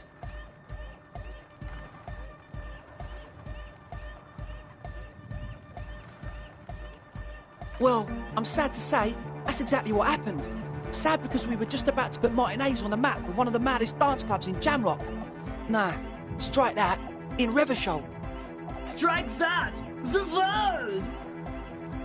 And sadder yet, because the dopeheads and burnouts holed up in there are the worst kind. Good. This calls for an opinion. You're an expert in those.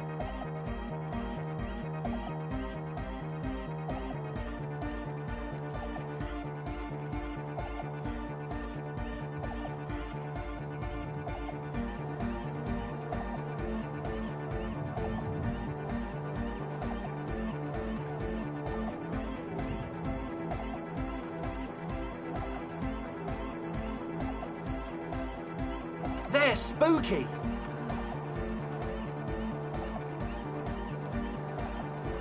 You know, officer, you really should judge that for yourself.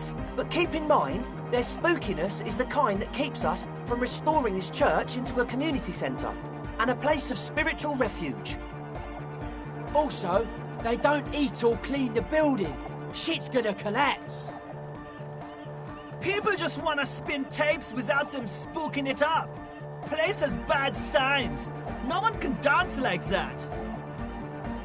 Thank you, Egghead. So you're gonna look into it, right? It should be a police matter. Getting them out. Whatever spooky stuff they're doing, I'm sure it's not what the Ecclesiastes meant their property for. All right, man. Andre's obviously very happy you took him seriously. The whole tent is.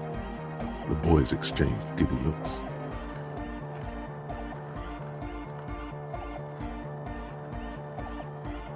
Yes, I asked Noid to install a measure against more drifters wandering in. It's a temporary fix, just something to contain the situation.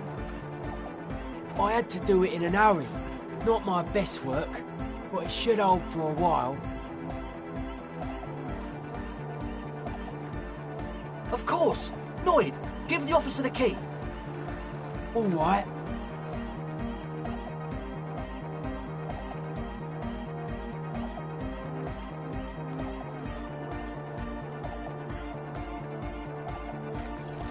You sense the trajectory of the little piece of metal and plastic. The object makes a small ringing sound as it approaches. Just the tiniest chime to your left. Ka-ching! The key hits your palm. The speed freaks nod to you approvingly. The speed freak nods to you. A respectful nod. You proved something here. Not long. Like a week, maybe?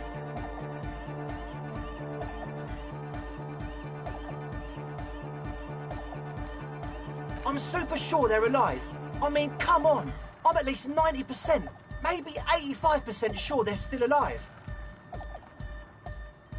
Somewhere in the ruinous past that led you here, there was something called exams. You may have learned the term involuntary manslaughter there.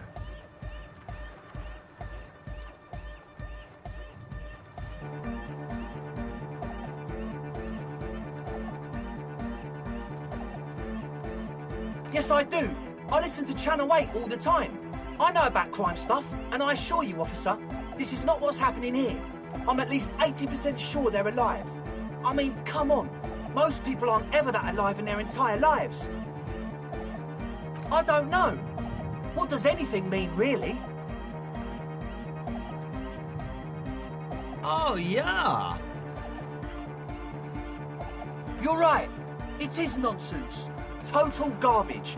I knew you'd see through it. You're one smart cop. It feels good to be the smart cop, doesn't it? That's a good cop to be. Has a nice ring to it. Smart cop. You wouldn't want to be stupid cop, now would you? But still, maybe he's just sucking up to you.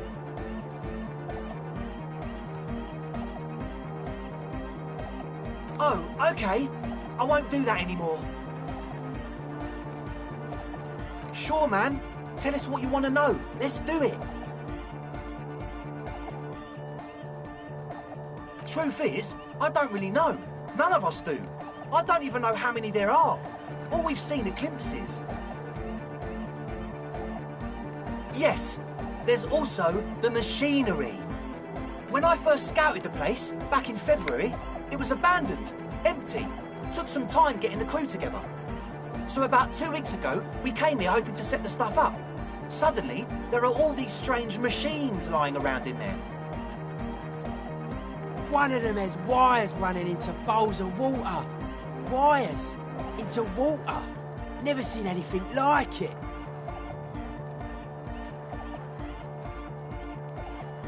Andre, tell him about the feeling. Oh, and it felt like there was something in there with us, watching us from the dark. No, the other one. Which other one? I'm not as in tune with my emotions as you are, Egg. Felt like silence. Awful silence. Not exactly. We've just seen someone who we think is a woman go in and out of the church. A couple of times. And we felt someone, or something, eyeing us inside. But that's kinda it.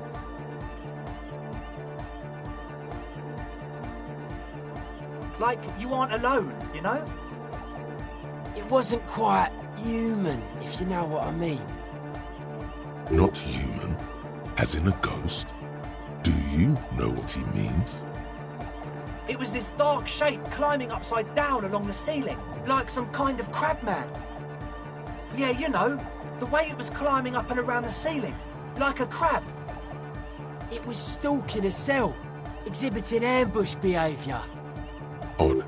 Crabs are usually marine creatures, and not known for climbing walls. Yeah, totally. I mean, I didn't personally see it. Estelle was alone that time, but I believe her. If she comes out running and says there's a crab in there, there's a crab in there. So he hasn't even been in there lately. Is he afraid? You should ask her about it, but be nice. Don't tell her you don't believe in the crab. There probably is no crab man. Don't let them draw you in with this nonsense. You should talk to Noid about that. I just got a distinct burnout and dopehead sign from them. Probably jacked up to some snuff station too. Probably, very likely.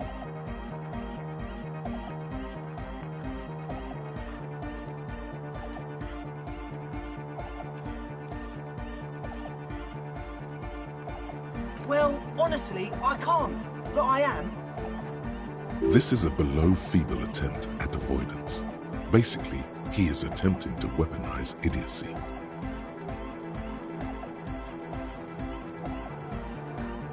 Hey now, I'm 70% sure they're substance abusers. Don't let all that technology fool you. Where do you think the drugs come from?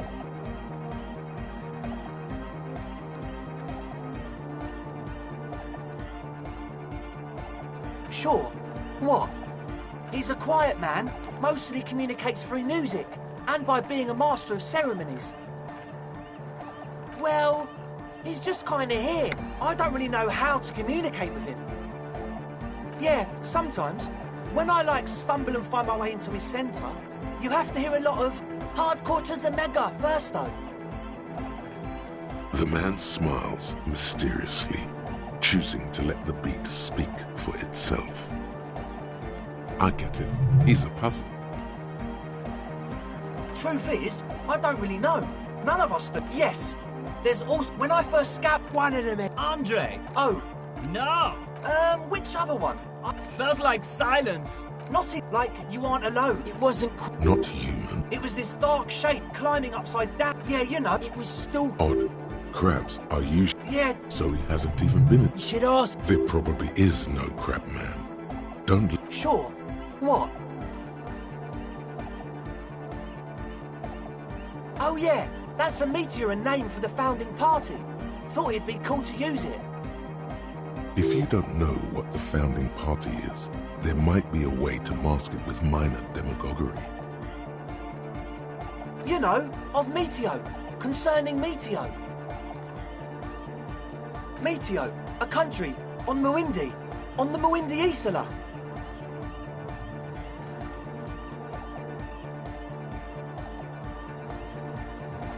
One of the poorest of the first world nations today, but once a great ancient civilization. Capital, Tilakos by Percentic.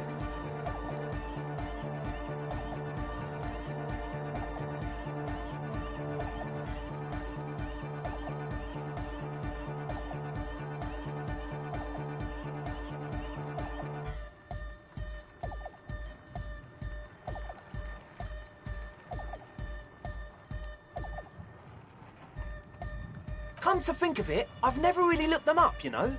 I can't give you a precise definition, but they're a very powerful religious organisation. And they have roots in ancient mass society. And they're the custodians of the Pericarnassian Church. Plus, they anoint the innocents. They, made the innocentic system, no?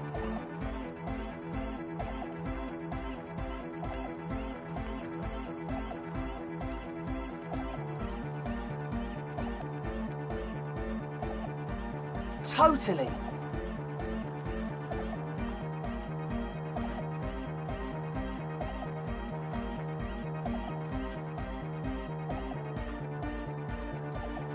The Pericarnassian Church is about love. And Nordic music is about love. I got love for my Pericarnassian posse. Love is the relay out of death. We dance. Love is hardcore! Unity! Unity! Make some noise for my Insulindian posse!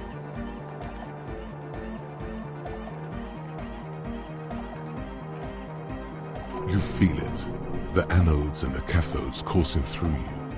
Your big toe starts tapping along to the base, as if testing the waters.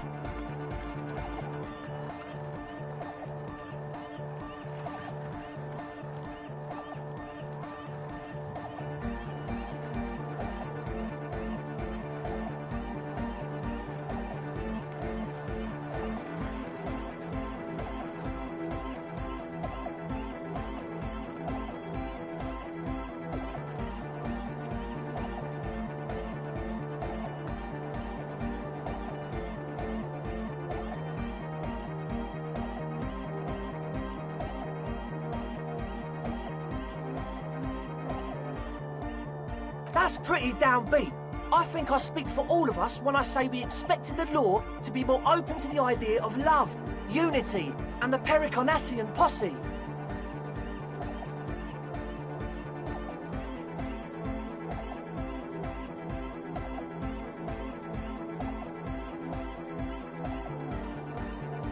Well, we're sorry too. So, you got more questions? The one with the large head is still looking at you, nodding his head, waiting for your body to start moving. His expectation is fierce. Yes. What? Yeah, good to have, bitch to carry. When I first scouted the place, I did some reconnaissance. I'm not sure the church even has running water. Oh. It's the one they sell at the fuel station. It's like he's lying to you, my liege. But he's slippery enough that there's nothing for you to grab hold of. The what now?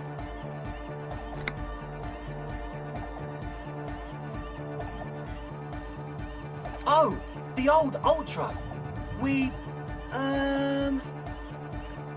He's like an actor, looking to the souffleur for his line. I have a major sinus infection, stuffy nose. We all do. Shit's all blasted up.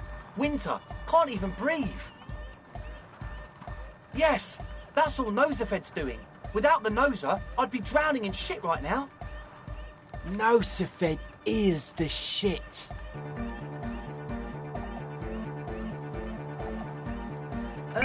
Sure.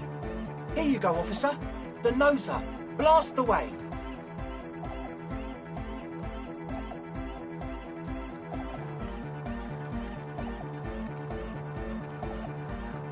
It does, doesn't it? Told you we have a smell problem.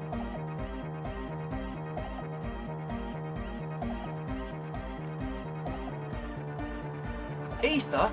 I don't smell ether. Do you, Noid? No. He sniffs the air, then shrugs. It doesn't take a forensic scientist to guess it's drug-related. They look and act like the kind of guys who've done their fair share. However, their breathing is regular, their jaws stay put and their pupils aren't dilated. So, not under the influence right now. At least, not under the influence of stimulants. That doesn't rule out hallucinogens, benzos, some depressants.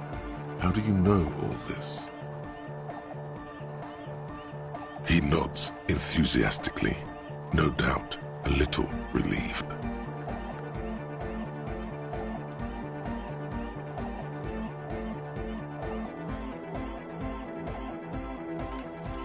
A number of things don't add up. Let's take a look. How about gather around, kids? The young speed freak puts down a busted capacitor and looks at you. The one with the large head seems very enthusiastic about whatever you have planned. Their would-be leader is less amused.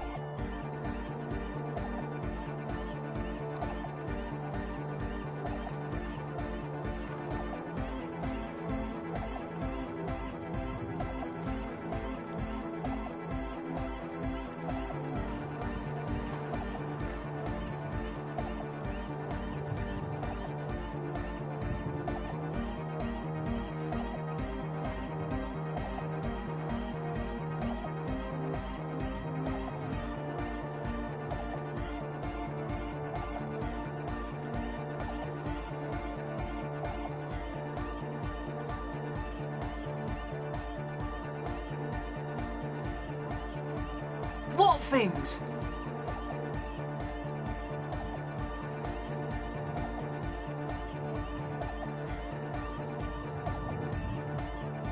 I have no idea how you arrived at that conclusion, but it's wrong. Look, we even have speakers. One speaker. They have one speaker.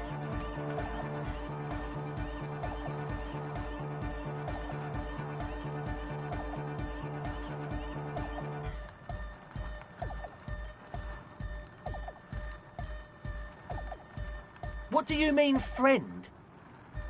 It's a one-speaker system. It's monodynamic. You wouldn't know the first thing about sound reproduction in anodic music.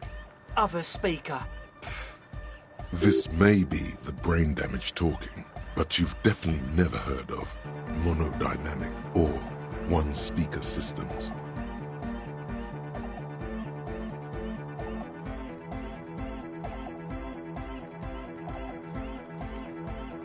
He said it was for his nose. What more do you want? Likely pseudoephedrine, almost exactly the shape of ephedrine. Ephedrine makes you happy, and so does pseudoephedrine.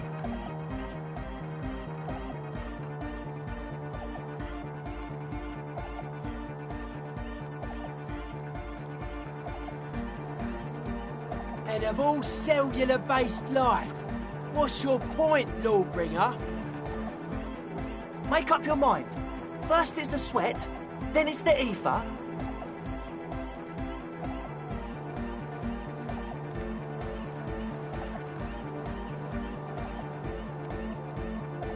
No shit.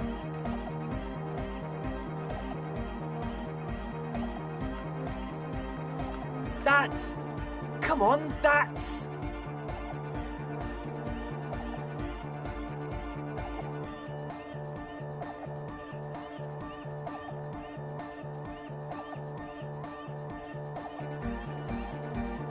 I meant to say, not true.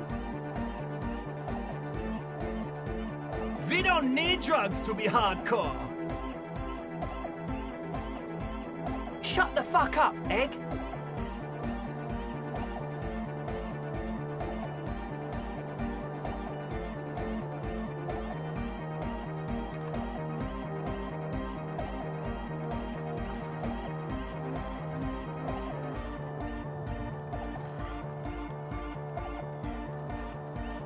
What exactly is it you know?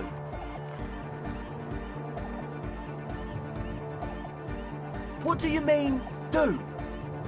There's resignation in his voice. He's almost ready to drop the act. It wouldn't take a lot of pushing.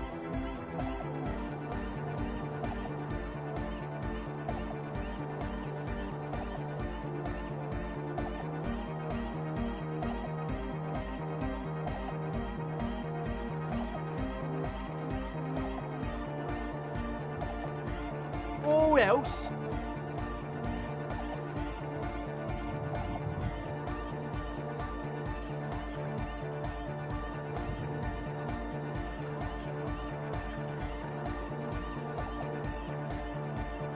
Okay, man, okay. Things are just so hard for an entrepreneur in this city right now.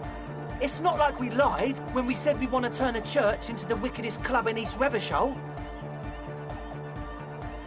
Because we do! We totally do! We just need to turn it into a speed lab before. To get our foot in the door. Like I told you, spooky arseholes moved in while I was getting all this stuff together. A month ago, the place was empty, and now it's all spooked up. No, man, they're spooky all right. It's just that they would also probably call the police if we started cooking speed in there. But the sign was way off too. I couldn't feel the love at all. Whatever you think is right, sir. But please, we were only trying to make a living. This is it. Judgment time.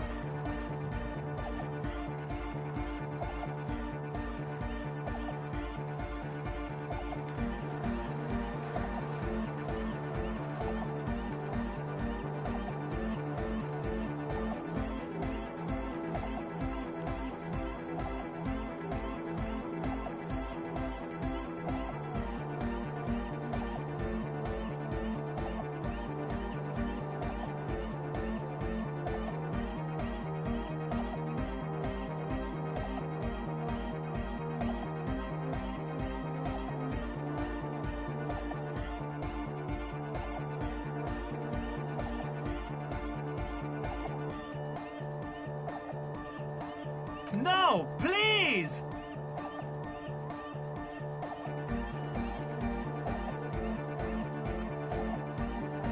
There needs to be a club for Nordic music in there.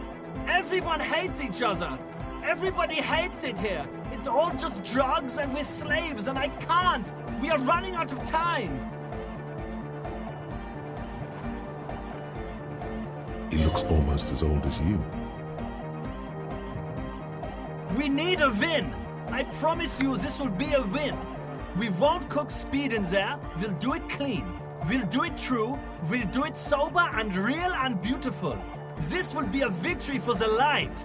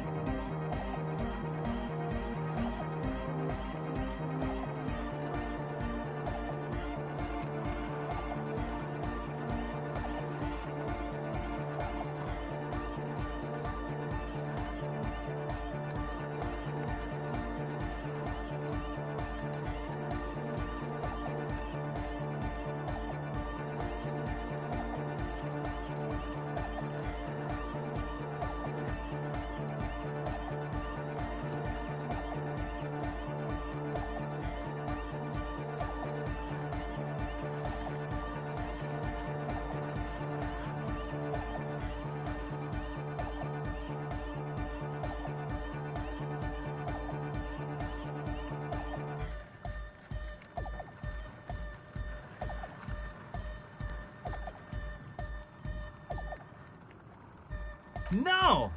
What does that even mean? Okay. What happens at the station?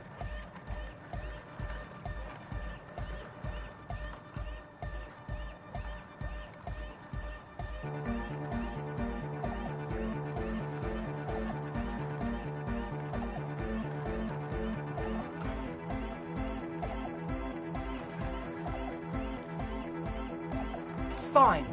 I guess we're truly done.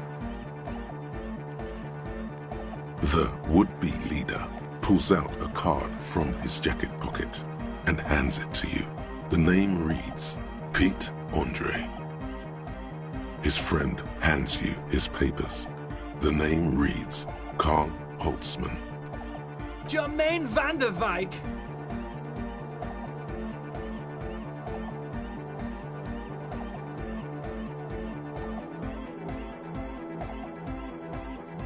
I guess that's that.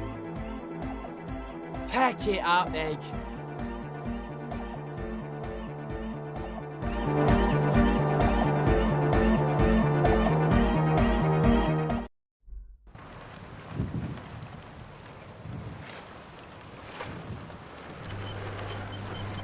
Yes?